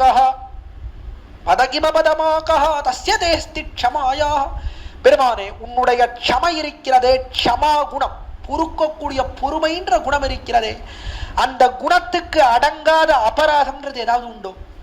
தே தஸ்யதே க்ஷமாயாக கிம் அபதம் ஆகஹ அஸ்தி வத கேட்கிறார் ஆள வந்தார். தே தஸ்ய பெருமானே உன்னுடைய க்ஷமை இருக்கிறதே, க்ஷமாயாக அந்த க்ஷமைக்கு அபதம் ஆகஹ என்று, அந்த க்ஷமைக்கு அடங்காத, அபதம்னா என்ன, அந்த க்ஷமைக்கு இலக்காகாத, உன்னுடைய பொறுமைக்கு இலக்காகாத ஆகஹா அகம் பாபம், இந்த ஆகஹா இருக்கிறதே எந்த பாபம் உன்னுடைய பொறுமைக்கு இலக்காகாமல் இருக்கும். கிம் கிம் ஆகஹா தே தஸ்ய க்ஷமயாக அபதம், உன்னுடைய க்ஷமைக்கு அடங்காத பாபம் என்ன உண்டு? காகாசுரனையே பொறுத்தாய், சிசுபாலனையே பொறுத்தாய்ன்னு சொன்னா இந்த லோகத்துல ஏதாவது பாபம் உண்டான? உன்னுடைய பொறுமைக்கு அடங்காத பாபம் என்பது ஏதேனும் உண்டோ? நீ பொறுப்பதற்கு ஏதேனும் குறை உண்டோ? எல்லாத்தையும் பொறுக்கக்கூடிய சாமர்த்தியம் அல்லவா உன்னுடையது. அதனாலே சொல்லு வத பெருமானே, நீ சொல்லு, நான் பாபம் பண்ணியிருக்கேன் கிருப பண்ண மாட்டேன்றையே. உன்னுடைய அபராத சகத்துவம், அபராதங்களை பொறுக்கக்கூடிய தன்மைக்கு அடங்காத பாபம் ஏதேனும் உண்டோன்னு கேட்கிறார் சுவாமி நம்மாழ்வார போல. நம்மாழ்வார் அதைத்தான் கேட்கிறார். அஞ்சிரை மடனாராயின்ற பதிகம் முதல் பத்திலே 4ஆம் திருவாய்மொழி, தம்முடைய திருவாய்மொழியில அதிலே கேட்கிறார். என் பிழைத்தாள் திருவடியின் தகவினுக்கென் ஒருவாய் சொல், என் பிழைக்கு விளங்கிளியே யான் வளர்த்த நீயழையே. கிளியை தூது அனுப்புகிறார் சுவாமி நம்மாழ்வார், போய் சொல்லு, விடத்துல போய் சொல்லு. என் பிழை கொப்பது போல பணிவாட இருகின்ற என் பிழையே நினைந்தருளி அருளாத திருமாலார்க்கு. பெருமான் என்ன பண்றான்? என்னிடத்துல பாவம் இருக்கிறது, இந்த ஆழ்வார் பாவம் பண்ணிருக்க அப்படின்னு நினைச்சுட்டு வரமாட்டேங்கிறான் போல இருக்கு. அவனிடத்துல போய் கேள். என் பிழைத்தாள் திருவிடியின் தகவினிக்கென் ஒருவாய் சொல். அப்படி என்ன பாவம் பண்ணிவிட்டான் பெருமானே? உன்னுடைய தகவு இருக்கிறதே, உன்னுடைய க்ஷமை இருக்கிறதே, பொறுமை, அபராத சகத்துவம், அதற்கு மீறின பாவம் என்ன? ஏதாவது பாவம் இருக்கா? அப்படி என்ன பாவம் பண்ணிவிட்டா என்னுடைய பெண்பிள் என்று போய் கேள். கிளியே, இந்த பராங்குஷ நாயகி அப்படி என்ன பாவம் செய்தாள்னு போய் கேள்வி தெரிவித்து அனுப்புகிறார். அதே கேள்வியை கேட்கிறார் அளவந்தார் பெருமானத்துல. பெருமானே சொல்லு, சர்வஜன் தானே நீ, எல்லா ஞானமும் உடையவன் அல்லவா, சொல்லு பார்க்கலாம். உன்னுடைய அபராத சகத்துவத்துக்கு அடங்காத பாபம் என்ன உண்டு இந்த லோகத்திலே சொல்லு. ஆழ்வார் கேட்பதையே அப்படியே தமிழை டிரான்ஸ்லேட் பண்ற, அப்படியே சம்ஸ்கிருதமாக்கி அற்புதமாக தெரிவிக்கிறார். ஸ்தோத்திரத்திலே வதக்கிதம் கதமாக தஸ்யதே ஸ்திக்ஷமாயான்னு அற்புதமாக கேட்டார். கேட்டாரோ இல்லையோ, எம்பெருமான் உடனே சொன்னான், ஓய் அளவந்தேர், நான் எப்படிப்பட்டவன் தெரியுமா? சர்வஜன்னு சொன்னீர், அதோட நான் எப்படிப்பட்டவன் தெரியுமா? ஸ்வதந்திரன். அவனுக்கு பண்ணேன், ஆமா ஒத்துக்கிறேன். நன்னா அபராதம் பண்ணியிருந்தான் காகாசுரன், அபராதம் பண்ணியிருந்தா சிசுபாலன், அவனை பொருத்தி ஏத்துனேன். அதையே உம்ம விஷயத்துல பண்ணோன்னு என்ன கட்டாயம்? சுதந்திரன், யாராவது தோணித்தா அவளுக்கு பண்ணுவேன். உம்ம விஷயத்துல பண்ணணும்னு தோணல, பண்ண மாட்டேன். என்ன பண்ணுவீர்? கேஸ் போடுவீரா? கோர்ட்ல, சுப்ரீம் கோர்ட்ல போய் கேஸ் போடுவீரா? போடும் பார்க்கலாம். எந்த கோர்ட்ல இந்த கேஸ் நிக்கிறதுன்னு பார்க்கலாம். பெருமான் இந்த போலே பண்ணவில்லை, எனக்கு காரியம் பண்ணவில்லை, அவன் காகாசுரனுக்கு மட்டும் பண்றான், எனக்கு மட்டும் பண்ண மாட்டேங்கிறான் அப்படின்னு கேடும். நான் சொல்லுவேன், நான் சுதந்திரன், அவனுக்கு வேணும்னா தோணித்து நான் பண்ணுவேன், அளவந்தாருக்கு பண்ணணும்னு தோணல, அதனால பண்ணல என்று சொல்லுவேன். அதனாலே எம்பெருமானே என்ன உன்னாலே சொல்ல அளவந்தாரே மேல என்ன சொல்ல முடியும்? அவருக்கு பண்ண சுவாதந்திரியத்தினால பண்ண, உமக்கு பண்ண முடியாது, என்ன பண்ணுவீர் அப்படின்னு கேட்டார். கேட்டவாறு அளவந்தார் உடனே கேட்டார், பெருமானே பெருமானே நீ சொல்றையே நன்னா இருக்கு, நன்னா சொல்ற நீ சொல்ற வார்த்தை, ஆனால் இந்த வார்த்தையை சொல்லக்கூடிய தகுதி உனக்கு இப்ப போயிடுது. இந்த வார்த்தையை சொல்லணும்னா என்ன பண்ணிருக்கணும்னா கடற்கரையில வாய மூடின்னு இருந்திருக்கணும். சமுத்திரக்கரையில இருந்தியே அப்ப கொஞ்சம் வாய மூடின்னு கொஞ்சம் அமைதியா இருந்திருந்தா இப்ப இப்படி சொல்லியிருக்கலாம், நான் சுதந்திரன் அதெல்லாம் பண்ண மாட்டேன். இது அங்க பெருசா ஒரு பிரதிஜை பண்ணியே, ஒரு சத்தியம் பண்ணியே, அங்க ஒரு ஸ்டேட்மெண்ட் விட்டையே, அதுக்கு முன்னாடி யோசிச்சிருக்கணும். அங்க என்ன சொன்ன? என்ன என்ன எம்பெருமான் கேட்டான், என்ன கடற்கரையா? என்ன கடற்கரை? எந்த கடற்கரை? என்ன மெரினா பீச்சுக்கெல்லாம் நான் வரலையே பெருமான் கேட்டான். அந்த கடற்கரையில போய், இது சேது கடற்கரை, காலத்திலே சேதுவிலே இருக்கக்கூடிய காலத்திலே நீ ஒரு வார்த்தை சொன்ன. என்ன வார்த்தை சொன்ன? சக்ருதேவ பிரபன்னாய தவாஸ்மீதி ச யாச்சதே அபயம் சர்வபூதேப்யோ ததாமி ஏதது விரதம் மம. ராமச்சரம ஸ்லோகம். எந்த வார்த்தை ராமன் தெரிவித்தானே அங்க அந்த வார்த்தை, அந்த பிரதிஜையை பண்றதுக்கு முன்னாடி கொஞ்சம் யோசிச்சிருக்கணும். அங்க பிரதிஜை பண்ண அல்லவா, பிரதிஜை பண்ணின பிற்பாடு எப்படி மீற முடியும்? பிரதிஜை பண்ணியாச்சே, சத்தியம் பண்ணிருக்க. என்ன சத்தியம் பண்ண அப்படின்னா, சக்ருதேவ பிரபன்னாய, ஒருத்தன் ஒரு தடவை பிரபத்தி பண்ணா போரும். சக்ருதேவ ஒரே ஒரு தடவை எம்பெருமானே நான் உனக்கு அடியவன் அப்படின்னு ஒருத்தன் காலில் விழுந்தால் போரும். நான் என்னை ரட்சித்துக் கொள்வதற்கு எனக்கு அதிகாரம் இல்லை, நீ ஏன் ரட்சிக்க வேண்டும் அப்படின்னு சொல்லி காலில் விழுந்தால் போரும். ஒரு தடவை பிரபத்தி செய்தால் போரும். தவாஸ்மீதி ச யாச்சதே, பெருமானே நான் உனக்கு அடிமை, தவா அஸ்மி நான் உனக்கு அடிமை, உனக்கு கைங்கரியம் செய்ய போகிறேன், கைங்கரியம் செய்வதை ஆசைப்படுகிறேன் என்று யாச்சித்தான்னு சொன்னான். என்ன பண்றேன் நான்? அபயம் சர்வபூதேப்யோ அபயம் ததாமி சர்வபூதேப்யோ, எல்லா பூதங்கள், இன்னாரணையான்ற வரம்பு கிடையாது, எல்லாருக்கும் அபயம் அளிக்கிறேன். ஏதத்து விரதம் மமா, இது என்னுடைய விரதம், இதுதான் என்னுடைய கொள்கை அப்படின்னு சத்தியம் பண்ணி கொடுத்தியே. சத்தியம் பண்ணி கொடுத்த பிற்பாடு எப்படி மீறுவேன்? மீற முடியுமோ? ஒரு காலத்திலையும் முன்னாலே மீற முடியாதுன்னு அற்புதமா தெரிவிக்கிறார். அதுவும் நீ சொன்ன சத்தியத்துக்கு ஏற்ப நான் எல்லா காரியமும் பண்ணிவிட்டேன். இருக்கும்போது நீ எப்படி இப்பொழுது கிருபை பண்ண முடியாதுன்னு சொல்ல முடியும் என்று அற்புதமாக தெரிவிக்கிறார். 64வது ஸ்லோகத்திலே நனு பிரபன்னஹா சகிருதேவநாதா தவாம் அஸ்மீதி ச யாசமானஹ தவானுகம்பியஹ ஸ்மரத பிரதிஜ்ஞா மதேகவஜ்ஜம் கிமிஹம் விரதம் தே. அற்புதமான ஸ்லோகம். நனு பிரபன்னஹா சகிருதேவநாதா, நாதா ஹே நாதனே பெருமானே, நனு பிரபன்னஹா சகிருதேவ, நான் என்ன பண்றேன் தெரியுமா? பிரபன்னஹா சகிருதேவ இது யாச்சமானஹ அகம், நான் தவாஹம் அஸ்மீதி ச யாச்சமானஹ, அதுல இருக்கிற அகம்ன்றத முன்வரியிலையும் சேர்த்துக்கிறது. அகம் நான் என்ன பண்றேன் அப்படின்னா சகிருதேவ பிரபன்னஹா இது யாச்சமானா, நான் உன்னை ஒரு தடவை பிரதிஜை செய்தேன் என்று இப்பொழுது பிரார்த்திக்கிறேன். உன்னை ஒரு தடவை ஏற்கனவே பிரதிஜை பண்ணிவிட்டேன். எப்பொழுது பிரதிஜை பண்ணேன்? கீழே ஸ்லோகம் அதுக்குத்தான் அருளி செய்தேன். நதர்மனிஷ்டோஸ்மி நதாத்மவேதி ந பக்திமாம் சரணோ ரவிந்தோ சரணோ ரவிந்தே அகிஞ்சனோ அனன்யகதிஷரண்யா தத்பாத மூலம் சரணம் பிரபத்யே. பெருமானே உன்னுடைய திருவடி தாமர்களே சரணம் போகிறேன் அப்படின்னு சரணாதி பண்ணிவிட்டேன். ஒரு தடவை சரணாதி செய்தேன் நீ சொன்னா போலே. சகிருதேவா ஒரு தடவை பண்ணேன். ஒரு தடவை பண்ணா போருமா சுவாமி? இவ்வளவு அபராதம் பண்ணிட்டு ஒரு தடவை சகிருதேவா அப்படின்னு ஒரு தடவை பிரபத்தி பண்ணா போருமா என்றால், அவனுடைய குணத்தை பார்த்தால் ஒரு தடவை பிரபத்தி பண்ணுவதே அதிகம்.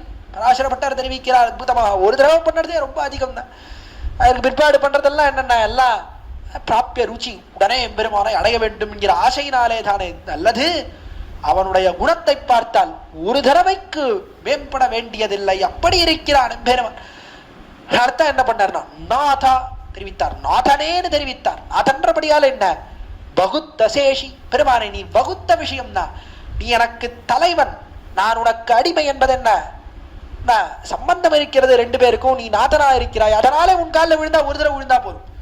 மற்ற விஷயம்னா என்ன பண்ணணும்னா மறுபடியும் மறுபடியும் காலில் விழுந்துட்டே இருக்கணும். தகாத விஷயங்கள் அதுல போய் அதை ஆசிரியிக்க வேண்டும் என்று சொன்னா நிறைய பண்ணிட்டே இருக்கணும். அந்த காரியம் இந்த காரியம் இது பண்ணணும் அது பண்ணணும் என்று அதற்கெல்லாம் நிறைய மீண்டும் மீண்டும் பிரபத்தி பண்ணி பண்ணி பண்ணி அப்படி பண்ணிட்டு இருக்கணும். மற்ற விஷயங்கள்லாம் ஆர்த்த பிரபன்னர்களைப் போல இருக்க வேண்டும். மற்ற விஷயத்துக்கு மறுபடியும் மறுபடியும் ஆர்த்தியோட இது வேணும் அது வேணும் காரியம் பண்ணிட்டே இருக்கணும். இதுக்கு என்னன்னா எம்பெருமான் விஷயத்துல ஒண்ணும் கிடையாது. திருப்த பிரபன்னரை போல ஒரு தடவை எம்பெருமான் காலில் விழுந்தா போதும். பெருமானே உன்னி ஏ சரண். ஆழ்வார்களை போல மீண்டும் மீண்டும் அவங்க காலில் விழுந்துட்டே இருக்கோமா? அப்படி விழுவது கிடையாது. ஆழ்வார்கள் என்ன பண்றா? துடிக்கிறார்கள் எம்பெருமான் விஷயத்திலே. அதை போல எம்பெருமானோட சேர வேண்டும் சேர வேண்டும்னு துடிக்கிறார்கள். அதை போலே துடித்தால் தான் எம்பெருமான் காரியம் பண்ணுவானா? கிடையாது. ஒரு தடவை பிரபத்தி செய்தால் போரும். எம்பெருமான் காரியம் செய்த காத்திருக்கிறான் வகுத்த சேஷியால். இவனை அடைய வேண்டும் எம்பெருமானும் காத்துட்டு இருக்கான். எப்படா இவன் நம்ம காலில் விழுவான், எப்போ இவனை சேர்த்துக்கலான்னு எம்பெருமானும் காத்துட்டு இருக்கான். அதனால இவன் ஒரு தடவை காலில் விழுந்தா உடனே சேர்த்து விடுறான். அப்படி அல்லவா நீ இருக்கிறாய், அப்படிப்பட்ட உன் காலில் அல்லவா விழுந்தேன், அப்புறமும் எனக்கு நீ கிருபை செய்யாமல் இருக்கலாமான்னு கேட்கிறார். ஆள வந்தார் விடத்திலே சகிருதேவ பிரபன்னஹா, நான் ஒரு தடவை உன்னை பிரபத்தி செய்தேன். அதற்கு மேலே என்ன? தவாஹம் அஸ்மீதி ச யாச்சமானஹ அஹம் தவாஸ்மை இதி யாச்சமானஹ. அஹம் நான் தவாஸ்மி, நான் உனக்கு அடிமை. என்ன அர்த்தம்? நான் உனக்கு கைங்கரியம் செய்ய வேண்டும் என்று கைங்கரியத்திலே ருச்சி, அதை உன்னிடத்திலே விண்ணப்பித்தேன். நான் உனக்கு கைங்கரியம் பண்ணணும், அதுக்காக அதைத்தான் ஆசைப்படுகிறேன். கீழே சொன்னேன். கதாஹம் ஐகாந்திக நித்திய கிங்கரஹா பிரஹர்ஷயிஷ்யாமி. எம்பெருமானே எப்பொழுது கதாஹம் ஐகாந்திக, எப்பொழுது உன்னுடைய திருவடித்தாமர்களுக்கு நித்திய கிங்கரஹா பிரஹர்ஷயிஷ்யாமி, எப்பொழுதும் கைங்கரியம் செய்து உன்னை ஆனந்தப்படுத்த போகிறேன் எப்பொழுது என்று கீழே ஆசைப்பட்டேனே. கைங்கரியத்தை ஆசைப்பட்டு நான் உனக்கு அடிமை என்று தயத்திலே உத்தரகண்டத்தினுடைய அர்த்தம் ஸ்ரீமதே நாராயணாய நமஹ என்கிற பதத்தினுடைய அர்த்தம். அதைத்தான் தெரிவிக்கிறான். தவாஸ்மி இதிச்ச யாச்சதே என்று பெருமான் தெரிவிக்கிறானே ராமன். இதைத்தான் காட்டிக் கொடுக்கிறான். உனக்கு கைங்கரியம் செய்ய வேண்டும் என்கிற யாச்சனை இருக்க வேண்டும் என்கிற பிரார்த்தனை இருக்க வேண்டும் என்றதை காட்டிக் கொடுக்கிறான். அதை நான் பிரார்த்தித்தேன். தவாஹம் அஸ்மீதி தீச்ச தவாஹம் அஸ்மீதி என்று இதையும் நான் உனக்கு அடிமை என்பதையும் இதிச்ச யாச்சமானஹ என்று நான் உனக்கு சர்வஜன், நான் உனக்கு ஒரு தடவை பிரபந்தன் பிரபத்தி பண்ணினேன் என்றும் நான் உனக்கு அடிமை என்பதையும் யாசிக்கிறேன். யாசிக்கிறபடியாரே நீ அருள் செய்வதற்கு நான் தகுதி உடையவன். தவா அனுகம்பியா, உன்னாலே தவா நனு அனுகம்பியா, நீ எனக்கு கிருபை செய்வதற்கு என்னிடத்துல எல்லா தகுதியும் இருக்கு. ஏன் நீ சொன்னா போலேயே நான் ஒரு தடவை பிரபத்தி பண்ணிருக்கேன். நீ சொன்னா போலே உன்னுடைய எதிர்படித்தாமர்களே கைங்கரியத்தை ஆசைப்பட்டிருக்கிறேன். அதனாலே உன்னாலே அருள் புரிய யோக்கியதை உடையவன் நான். நீ எப்படி இருக்க? நான் உன்னால என்ன, நீ எப்படி இருக்கிறேன்னா தவா, நீ எப்படிப்பட்டவன் தெரியுமா? ஸ்மரத பிரதிஜா, நீ அக்காலத்துல அந்த கடற்கரையில செய்தாயே அந்த பிரதிஜை, ஒரு நாள் பிரதிஜை பண்ணிட்டு அந்த பிரதிஜை அப்படியே காத்துல விடுறவன் கிடையாது, அப்படியே மறந்து போறவன் கிடையாது. ஸ்மரதாக, இந்த இப்போ எல்லாம் அப்படித்தானே பண்றான். அரசியல் பண்றதுக்கு முன்னாடி முதல்ல நன்னா இந்த கொள்கை அந்த கொள்கை அப்படின்னு வரிசையா நிறைய பெரிய லிஸ்ட் போட்டுட்டே இருக்கான். அந்த பிறகு என்ன பண்றா, அப்படியா சொன்னோமா, பண்ணலாம் பண்ணலாம் அப்படின்னு 5 வருஷத்துல எல்லாம் மறந்தே போயிடுறான். பண்ணவன் பிரதிஜை பண்ணவன் அவனும் மறந்து விடுறான், பிரதிஜையை கேட்டவன் அவளும் மறந்து விடுறான். கடைசியில மறுபடியும் போய் அவனையே திருப்பி எல்லாம் அவனுக்கே மறுபடியும் ஓட்டு போட்டு மறுபடியும் எல்லாம் அவனையே திருப்பி அரசாட வைக்கிறாரு அப்படின்லாம் பாக்குறோம். இதே எம்பெருமான் விஷயத்திலே கிடையாது. எம்பெருமான் என்ன பண்றான், அந்த பிரதிஜையை மறந்தானா கிடையாது, ஸ்மரத்தா, மறுபடியும் மறுபடியும் நினைச்சுட்டே இருக்கும். எப்பொழுதும் அதையே நினைத்துக் கொண்டு யாரேனும் ஒரு தடவை பிரபத்தி பண்ணினால் அவர்களுக்கு கிருபை செய்ய வேண்டும் எப்பொழுதும் நினைக்கக்கூடியவன் நீ தவா, அப்படிப்பட்டவன் அல்லவா நீ. அப்படிப்பட்ட உன்னாலே அருள் புரிவதற்கு எல்லா யோக்கியதையும் உடையவன் நான். அதனாலே நீ எனக்கு கிருபை செய்ய வேண்டும். ஒரு தடவை பிரபத்தி பண்ணிவிட்டேன், உனக்கு அடிமைன்னு சொல்லிட்டேன். அதனால எம்பெருமானே நீ அணு அணுக்கம் கட்டாயம் எனக்கு கிருபை செய்ய வேண்டும் என்று பிரார்த்திக்கிறார். ஆள வந்தார். கடைசியில் அற்புதமான ஒரு வரி இட்டார். மதே கவர்ஜம் கிமிதம் விரதம் தே, பெருமானே உன்னுடைய தே இதம் விரதம், உன்னுடைய இந்த விரதம் இருக்கிறதே, ஒரு தடவை பிரபத்தி பண்ணினால் அவர்களை ததாமி ஏதது விரதம் மமா என்று, இது என்னுடைய விரதம்னு சொன்னீரே, அந்த விரதத்திலே தே இதம் விரதம் மதே கவர்ஜம் கிம் கேட்கிறார். என்னை மட்டும் விட்டு பிரதிஜை பண்ணையா, பிரதிஜை பண்ணும் போது பிரதிக்கையில அபயம் சர்வபூதேபியும், எல்லாரையும் நான் ரட்சிப்பேன், எல்லாரும் ஒரு தடவை பிரபத்தி பண்ணா அவர்களை எல்லாம் ரட்சிப்பேன், ஆள வந்தாரை தவிர எல்லாரையும் கிருபை பண்ணுவேன் எக்ஸப்ட் ஆள வந்தார், அவரை தவிர எல்லாருக்கும் கிருபை பண்ணுவேன் அப்படின்னு ஏதாவது இருக்காண்ட சத்தத்துல? அப்படி ஒன்றும் இல்லையே. Terms and conditions apply. நீ கீழே விரதத்துக்கு கீழே போட்டு இதுல எக்ஸப்ட் ஆள வந்தார், இன்னும் ஆள வந்தாரு கிடையாது, மற்ற பேரு கிடையாது அப்படின்னு ஏதாவது கீழே ஏதாவது போட்டிருக்கியா? ஒன்றும் இல்லையே, அப்படி ஒன்றும் இல்லையே. எல்லாருக்கும் கிருபை பண்ணுவேன் தானே சொல்லியிருக்கேன். இந்த பிரதமானது என்னை விட்டதோ சமத்காரமாக கேட்கிறார். விடத்தில் ஆள வந்தார். வெடிக்கா ஒன்று தெரிவிப்பது உண்டு. ஒரு ஊர்ல ஒரு உபன்யாசகர் இருந்தார். உபன்யாசகர் அவரை ராமாயணம் உபன்யாசம் சொல்ல வேண்டும் இன்னொருத்தர் ஏற்பாடு பண்ணார். ஏற்பாடு பண்ணி ராமாயணம் சொல்லணும்னு சொன்னார். அவரும் ராமாயணம் சொல்லணும்னு வந்தார். மேடையில் உட்கார்ந்தார். ராமாயணம் எல்லாம் சொல்லிட்டார். சொல்லி முடிச்சுட்டார். கடைசி நாள் மங்களம். மங்களம் சொல்லிட்டே வரார். மங்களம் சொல்லி உபன்யாசம் சொல்லி முடிச்சார். சொல்லி முடித்த பாரு ராமாயணத்துக்கு சில மங்கள ஸ்லோகங்கள், ஏழமா மங்கள ஸ்லோகங்கள்லாம் இருக்கு. அந்த மங்கள ஸ்லோகங்களை எல்லாம் சொல்லி முடிக்க வேண்டும் இருக்கா. அந்த மங்கள ஸ்லோகங்களை எல்லாம் சொல்ல தொடங்கினார். விடத்திலே அந்த உபன்யாசகர் சொல்ல தொடங்கி வரிசையா சொல்லிட்டே வரார். சொல்லிட்டே வந்த அந்த மங்கள ஸ்லோகத்துல கடைசியில என்ன வந்தது, கோபிராமணேபிய சுபமஸ்து நித்யம் லோகா சமஸ்தா சுகினோ பவந்து. இன்னும் கோபிராமணேபிய சுபமஸ்து நித்யம். இன்னும் யாரெல்லாம் கோபிராமணர்களோ பசுவை உடைய பிராமணர்களோ அவள்லாம் சுபமஸ்து நித்யம், எப்பொழுதும் நன்னா சுகமா இருக்கணும். அதே போல லோகா சமஸ்தா சுகினோ பவந்து, இன்னும் லோகத்துல எல்லோருக்கும் நன்மை ஏற்பட வேண்டும் அப்படின்னு சொல்லி முடிக்கணும் அந்த மங்கள ஸ்லோகத்தை. இவரும் அதே போல சொல்லிட்டே வந்தார். மைக்கில மேடையில சொல்லிட்டே வர சொல்லிட்டே வரும்போது கோபிராமணேபிய சுபமஸ்து நித்யம் அப்படின்னு சொன்னார். சொன்னவாறு இவர் கொஞ்சம் சம்ஸ்கிருதம் தெரிஞ்சவர். ஆனா நான் பசுவை உடையவர்கள் அவர்கள் எல்லாம் நன்னா இருக்கணும் அப்படின்னு சொன்ன உடனே இவருக்கு சுருக்குன்னு குத்திட்டு, என்னடா அது இப்படி போய் சொல்லிட்டோம் நம்ம வாயிலிருந்து. ஏன் அப்படின்னா இவருக்கு பக்கத்து வீட்டுல கோபாலகிருஷ்ணன் ஒருத்தர் இருந்தார். இந்த கோபாலகிருஷ்ணன்றவர் அவர் ஒரு மாடு வச்சிருந்தார். இந்த மாடு வச்சிருந்த அந்த மாடு என்ன பண்ணும் அப்படின்னா நித்தியம் பக்கத்துல அந்த வீட்டுக்கும் இந்த வீட்டுக்கும் ஒரு சுவர். இந்த சுவர்ல அங்க ஒரு சின்ன ஒரு ஓட்டை இருந்தது, கதவு இருந்தது. அந்த சுவர் வழியா என்ன அப்படின்னா அந்த மாடானது இவர் வீட்டுக்கு வந்துடும். இவர் வீட்டு கொல்லப்புறம் இவர் வீட்டு பின்புறம் வந்து இவர் வீட்டு பின்னாடி இருக்கிற வாழை மரம், அதுக்கு மேலே கீரை, அதுக்கு மேலே பின்னாடி இருக்கிற இலைகள் எல்லாத்தையும் மேய்ச்சிட்டு போயிடும் அந்த மாடு. இவருடைய வயலுக்கு வரும், அல்லது இவர் பின்னாடி பெரிய நிலம் வச்சிருந்தார், வயல் வரும், பின்னாடி வந்து எல்லாத்தையும் மேய்ச்சிட்டு போயிடும் மாடு. ஆனால் இவருக்கு ஒரே கோபம். கோபாலகிருஷ்ணன் எப்பவும் திட்டிகிட்டே இருப்பார். கோபாலகிருஷ்ணன் பெரிய மாட்டை கட்டி போட முடியாதா, நீங்க இவர் கேப்ப அவர் மாடுன்னா மேயத்தான் செய்யும், நான் போட்டு வச்சிருந்தீங்கன்னா மேயாதா, மாட்டெல்லாம் கட்ட முடியுமா அப்படின்னு அவர் சொல்லுவார். ஆனால் இவருக்கு எப்போ பார்த்தாலும் கோபம். ஆனால் இதை சொன்னார். கோபிராமணேபிய சுபமஸ்து நித்யம் சொன்னாரோ இல்லையோ, ஐயோ மாடு உடைய பிராமணர்கள்லாம் நன்னா சௌக்கியமா இருக்கட்டும்னு சொன்னா இந்த பக்கத்து வீட்டு நாசமா போற கோபாலகிருஷ்ணன் இருக்கானே அவனும் நன்னா சௌக்கியமா இருப்பான்.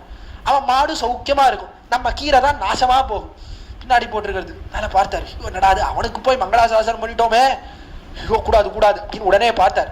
உடனே வந்து கொடுத்த ஒரு வாயில் கோபிராமணேபிய சுபமஸ்து நித்யம் கோபாலகிருஷ்ணன் பசு நீங்களாக. அவர் சொன்னார். கோபிராமணேபிய சுபமஸ்து நித்தம். எல்லாரும் சௌக்கியமா இருக்கட்டும். கோபாலகிருஷ்ணன் பசுனிங்களாக எக்ஸப்ட் கோபாலகிருஷ்ணன். கோபாலகிருஷ்ணன் அவனோட பசு இருக்கே அது மட்டும் நாசமா போட்டோம்.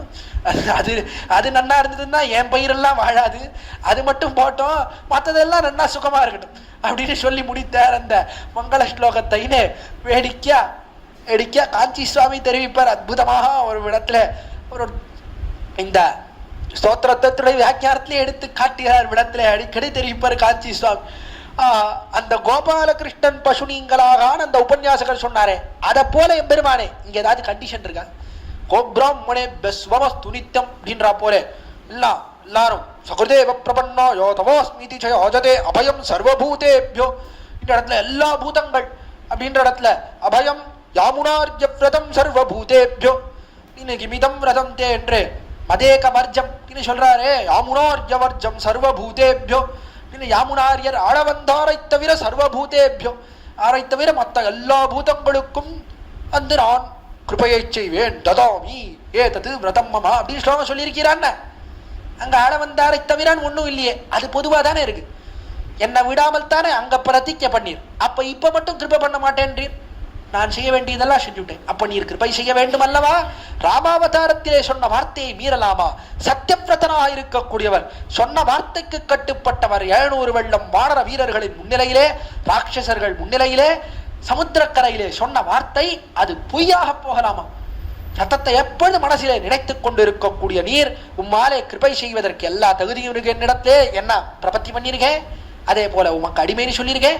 அதனாலே நீர் கிருபை செய்ய வேண்டும் உம்முடைய வார்த்தைக்கு இணங்கான்னு பிரார்த்திக்கிறார். ஆள வந்த கடைசியில பார்த்தார். சரி, நான் எதுக்குன்னா இதெல்லாம் சொல்லிட்டு இதெல்லாம் சொல்லி பெருமானிடத்திலே இந்த பண்ணியிருக்கேன் அதை பண்ணியிருக்கேன், இப்படி கிருபை செய்ய வேண்டும், அந்த கிருபையை செய்ய வேண்டும், இந்த கிருபையை செய்ய வேண்டும் என்றெல்லாம் சொல்றதெல்லாம் விட்டுடுவோம். கடைசியில என்ன பண்ணுவோம் தெரியுமா? நம்முடைய ஆச்சாரியரை இட்டு தலை கட்டும் கடைசியிலே தெரிவித்தார். ஆள வந்தார், பெருமானே இது எப்படி இருக்கக்கூடியவர்? ராமோ துர்ணோபிபோஷதே. இது ராமனுடைய வாயிலிருந்து 2வது வார்த்தை வராதுன்னா, ராமனுக்கு 2வது நாக்குன்றது கிடையாது. சொன்னான்னா சத்தத்தை தான் பேசுவான் ராமன் என்று இருக்கக்கூடிய உம்முடைய வார்த்தை அது பொய்யாக போனாலும் போகட்டும். அதே பொய்த்தாலும் நான் பிரபத்தி பண்ணினேங்கிறபடியால எனக்கு பேற்றை கொடுக்க வேண்டாம். எதனாலே கொடுக்க வேண்டும் தெரியுமா? ஆளவந்தாருக்கு யாமுனாச்சாரியருக்கு நாதமுனிகளோடைய சம்பந்தம் இருக்கிறது. இவர் நாதமுனிகளுடைய பேரன் என்கிற சம்பந்தத்தை பார்த்து எனக்கு கிருபையை செய்ய வேண்டும் என்று அற்புதமாக தெரிவித்து தலை கட்டுகிறார். இந்த ஸ்தோத்திரத்தை உயர்ந்த வழி அதை காட்டி முடிக்கிறார். கடைசியிலே இதற்கு மேலே உபாயம் கிடையாது, சரமோபாயம் என்று சொல்லலாம்படியாக ஆச்சாரிய அபிமானமே உத்தாரகம் என்பதை காட்டி தலை கட்டுகிறார். தம்முடைய கடைசி ஸ்லோகத்தை அகிருத்ரிமத்வச்சரணாரவிந்த பிரேம பிரகர்ஷா அவதிம் ஆத்மவந்தம் பிதாமகம் நாதமுனிம் விலோக்ய பிரசீத மத்ருத்தம் அச்சிந்தயித்வா. அற்புதமான ஸ்லோகம் தெரிவிக்கிறார். ஆள வந்தார். பெருமானே நீ எப்படி தெரியுமா கிருபை செய்ய வேண்டும்? அகிருத்ரிமா என்னை பார்க்காதே, மத்ருத்தம் அச்சிந்தயித்வா நான் செய்த காரியங்களை ஒரு காலத்திலேயும் பார்க்காது. எதை பார்க்க வேண்டும் தெரியுமா? என்னுடைய ஆச்சாரியனை பார், என்னுடைய பாட்டனாரை பார், அவர் எப்படி இருக்கக்கூடியவர், நாதமுனிகளை பார், அவர் எப்படி தெரியுமா இருக்கார் அப்படின்னா எந்த மனசோடைய கூடியவர். அகிருத்திரிமா தான் ஒரு காரியத்தை செய்தார், அதனாலே அவருக்கு இந்த பிரபாவம் ஏற்பட்டது என்பது கிடையாது. என்ன பிரபாவம்? தச்சரணாரவிந்த பிரேம பிரஹருஷா அவதி.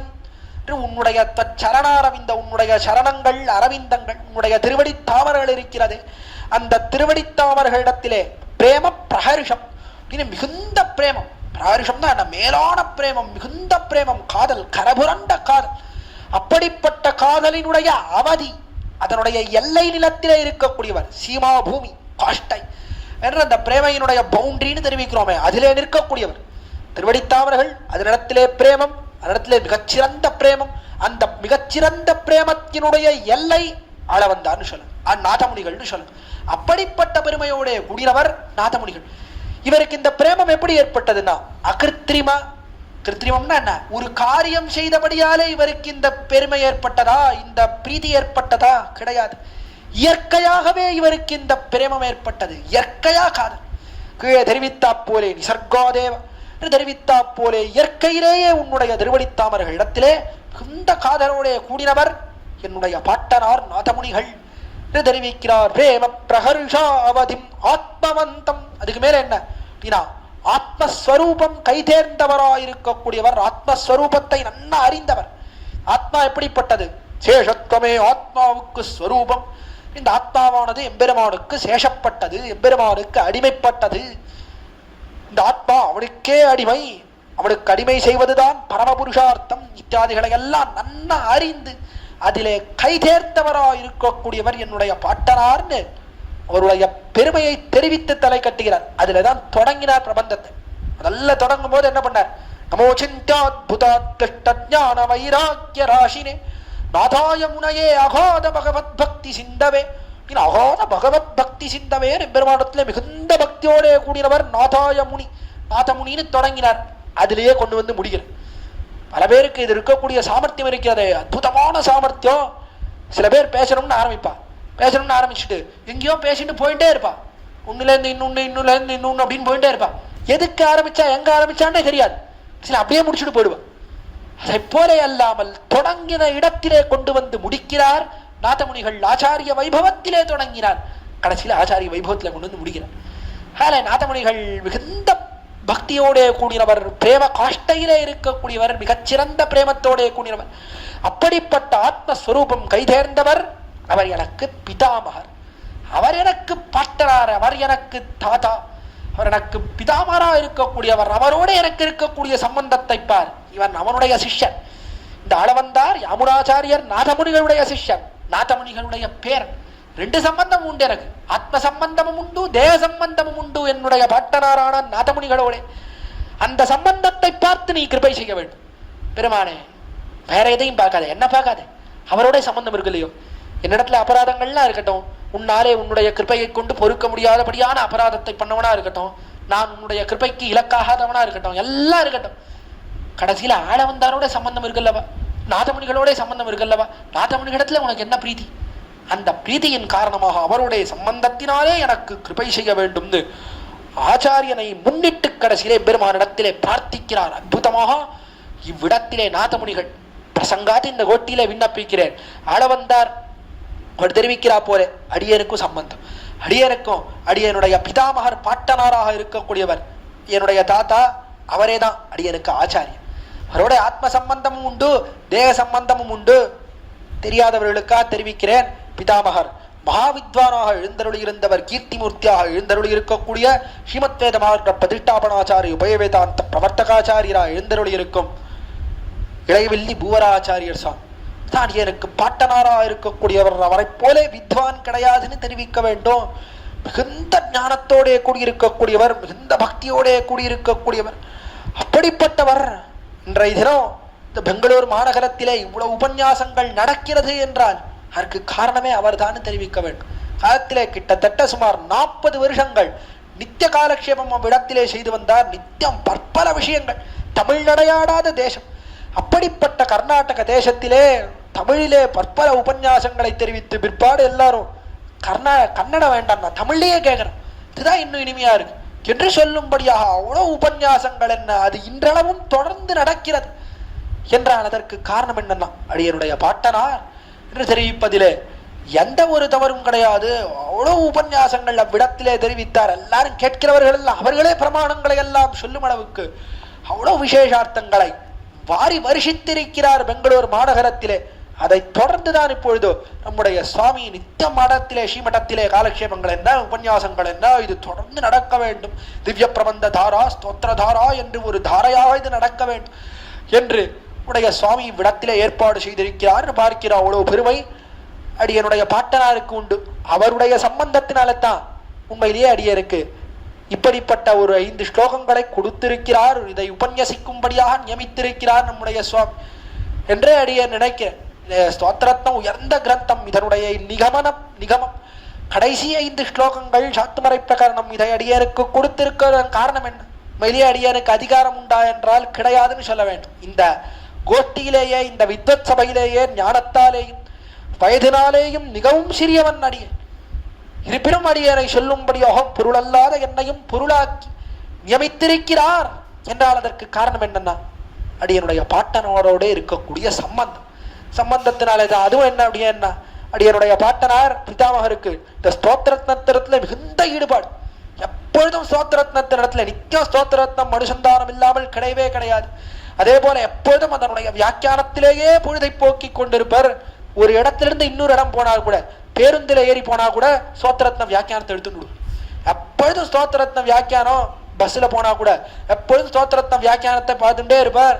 கடைசியில என்ன அப்படின்னா, இறங்க வேண்டிய இடம் வந்த பிற்பாடு, ஸ்டாப் வந்த பிற்பாடு, அந்த கண்டக்டர், பஸ் கண்டக்டர், பஸ்ஸை நடத்தக்கூடியவன், அவன் சாமி இறங்குற இடம் வந்துடுத்து இறங்குங்க அப்படின்னு சொன்ன பிற்பாடுதான் புஸ்தகத்தை மூடி வைத்து விட்டு இறங்குவார். அது வரைக்கும் எப்பொழுதும் இந்த ஸ்தோத்திரத்திலே அவ்வளவு ஈடுபாடு அவருக்கு. எப்பொழுதும் ஸ்தோத்திரத்தை வாசித்துக் கொண்டே இருப்பார்.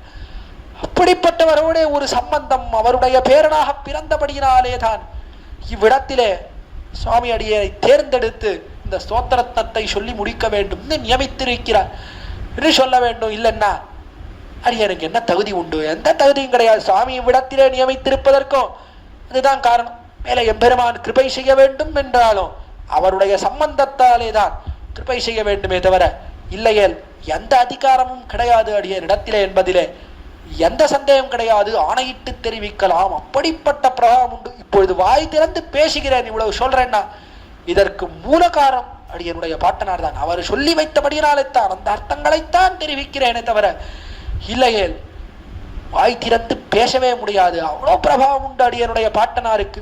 அவரோட ஒரு சம்பந்தம், அவரோட ஆத்ம சம்பந்தமும் ஏற்பட்டது. அவருக்கு சிஷ்யனாகும்படியாக பெற்றேன். அதே போல அவரோட ஒரு தேவ சம்பந்தமும், அவருக்கு பாட்டனாராக பிறக்கும்படியான ஒரு பேற்றையும், பேரனாக பிறக்கும்படியான ஒரு பேரையும் பெற்றேன். பிரசங்காத்து விண்ணப்பித்தேன் இந்த கோஷ்டியிலே. ஆஹா, அளவந்தார் அதை பெருமையாக தெரிவித்துக் கொள்கிறார். அதை கொண்டே கிருபை செய்ய வேண்டும் என்று தெரிவிக்கிறார். பிதாமகம் நாதமுனிம் விலோக்கிய, என்னுடைய பிதாமகமாக இருக்கக்கூடிய நாதமுனிகள் அவரை பார் எம்பெருமானே, அவரை பார்த்து பிரசீதம் அத்ருத்தம் அச்சிந்தயித்வா, பிரசீத எம்பெருமானே நீ என்னை பொறுத்தருள வேண்டும், நான் செய்த குறைகளை எல்லாம் பொறுத்து எனக்கு கிருபையை செய்ய வேண்டும். பிரசீதம் அத்ருத்தம் அச்சிந்தயித்வா, நான் செய்யக்கூடிய செயல் இருக்கிறதே, என்னுடைய விருத்தங்கள், என்னுடைய அசத்காரியங்கள், நான் செய்த தவறாத காரியங்கள், அதையெல்லாம் பார்க்காது, அதையெல்லாம் பார்த்து என்னை தண்டிக்காதே. நான் செய்த பாப காரியங்களை பார்த்து என்னை தண்டிக்காமல் ஆளவந்த நாதமுனிகளோட சம்பந்தத்தை பார்த்து எனக்கு கிருபை செய்ய வேண்டும் என்று தெரிவிக்கிறார். அல்லது இன்னொரு அர்த்தம் என்ன? மத் விருத்தம், விருத்தம் விருத்தம்னா காரியம். என்ன காரியம்? சத்காரியங்கள். அசத்காரியங்களை ஒரு காரியம்னே சொல்ல முடியாது. சத்காரியங்கள் யாருடைய அபிப்பிராயத்தால் அப்படின்னா எம்பெருமானுடைய அபிப்பிராயத்தாலே.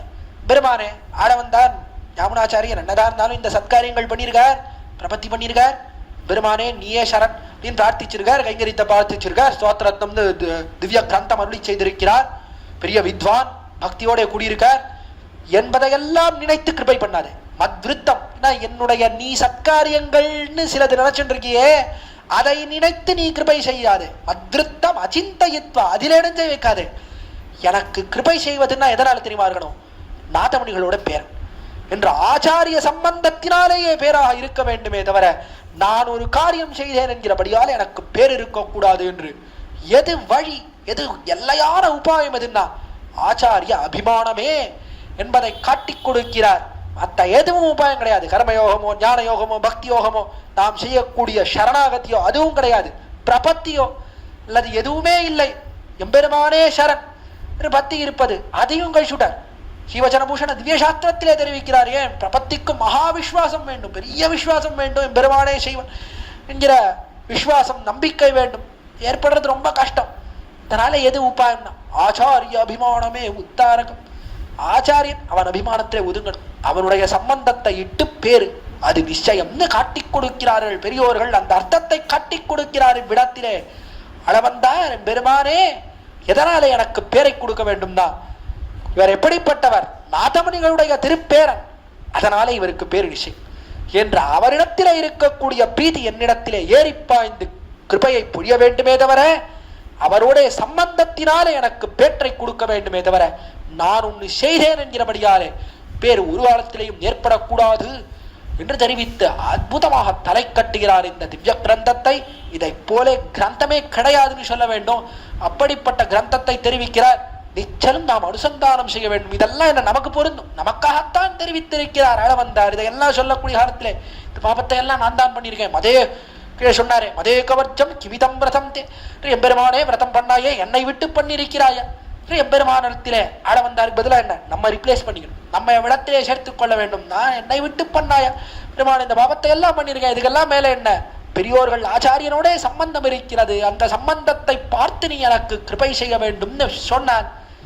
கட்டாயம் பெருமான் கிருபை செய்யாமல் போக மாட்டான். என்ன கிருபை செய்தார் அளவந்தார் பிரார்த்திக்க அஸ்தவன்னா நாதமுனிகளுடைய சம்பந்தத்தை தெரிவிக்கிறார். இதுக்கு மேலே கிருபை செய்யாமல் இருக்க முடியுமா? பெரிய முதலியார் அவருடைய சம்பந்தத்தை தெரிவிக்கிறார். கட்டாயம் கிருபை செய்ய வேண்டும் என்று எம்பெருமான் கிருபையை செய்தார். அந்த அருளை பெற்றபடியாலே இந்த திவ்ய கிரந்தத்தை கடைசியிலே பாடி முடிக்கிறார் அளவந்தார்னு பார்க்கிறோம். இந்த கிரந்தம் அற்புதமான கிரந்தத்தினாலே காட்டப்படக்கூடிய அர்த்தம் என்ன? சுருங்க இந்த கோட்டியிலே விண்ணப்பிக்கிறேன், கீழே பற்பல தினங்களாக அனுபவித்து வருகிறோம்.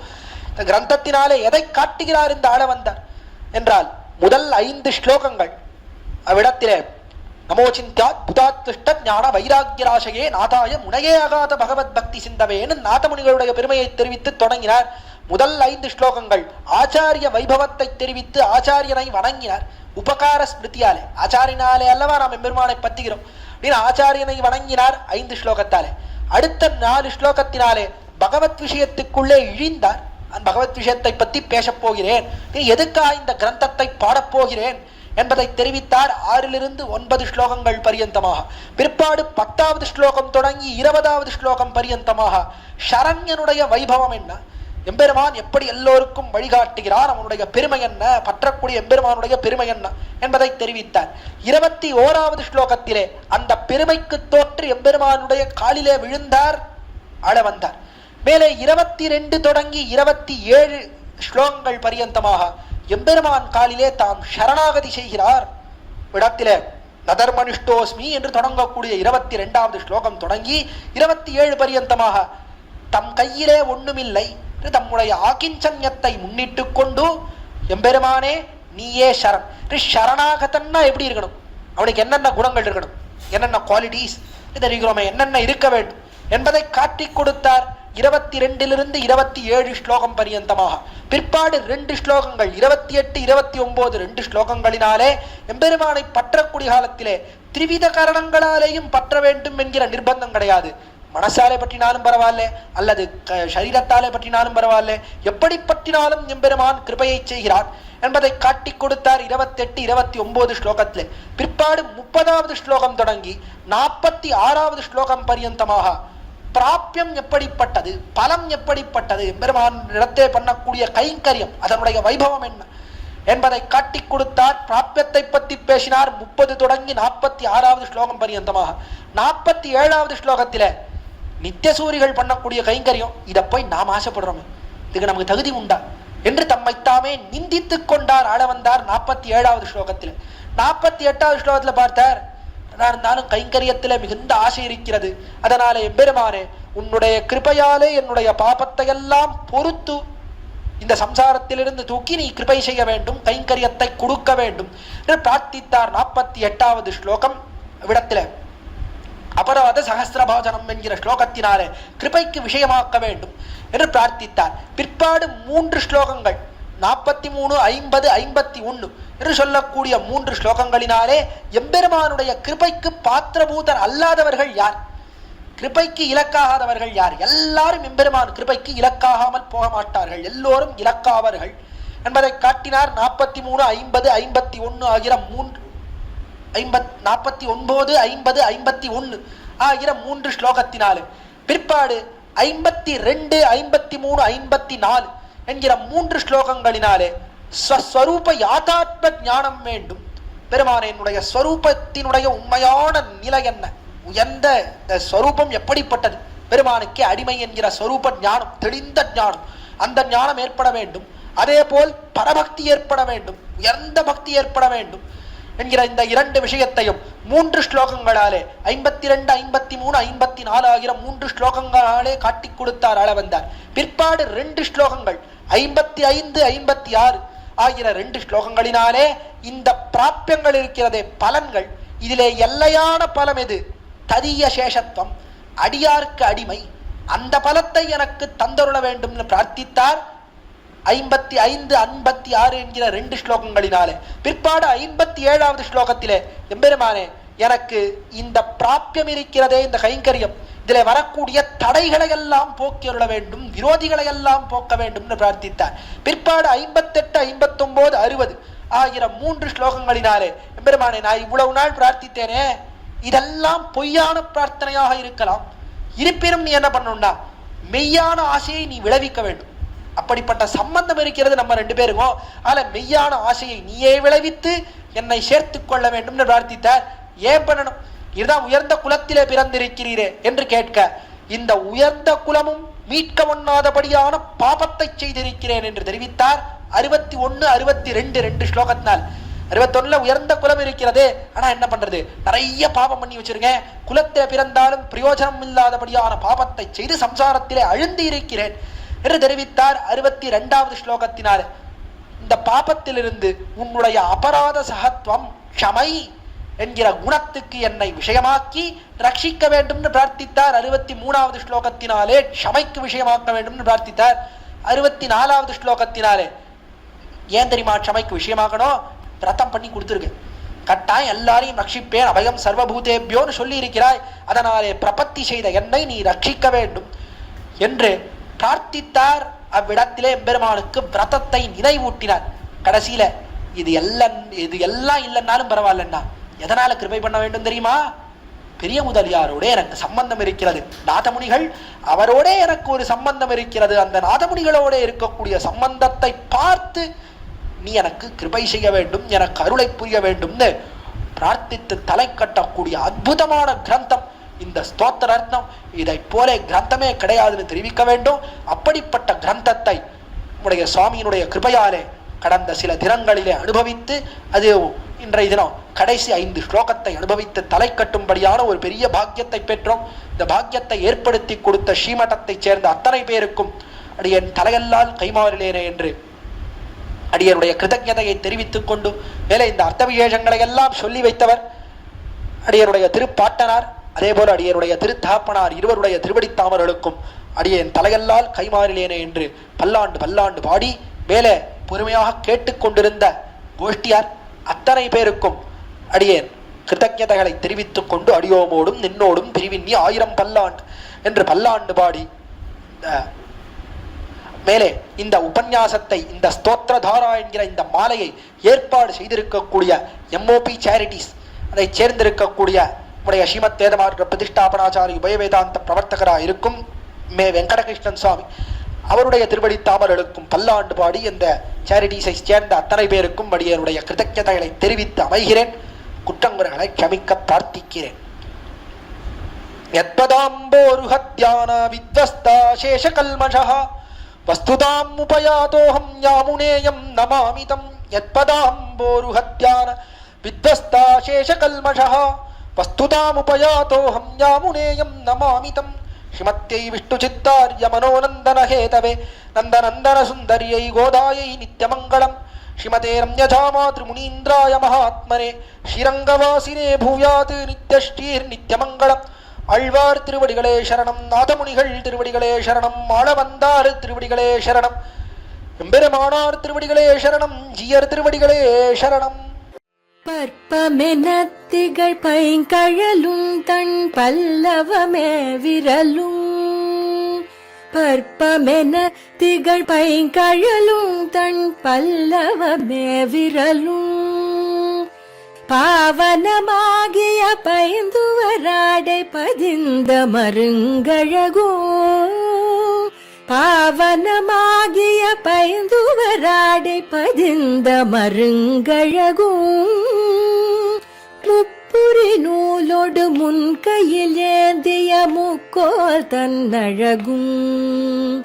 எப்பொழுதும் யதிராசன் வடிவழகு என் இதய துள்ளதால். இல்லை எனக்கெதிர், இல்லை எனக்கெதிர், இல்லை எனக்கெதிரே. இல்லை எனக்கெதிர், இல்லை எனக்கெதிர், இல்லை எனக்கெதிரே. இல்லை எனக்கெதிரே. இல்லை எனக்கெதிரே இல்லை எனக்கெதிரே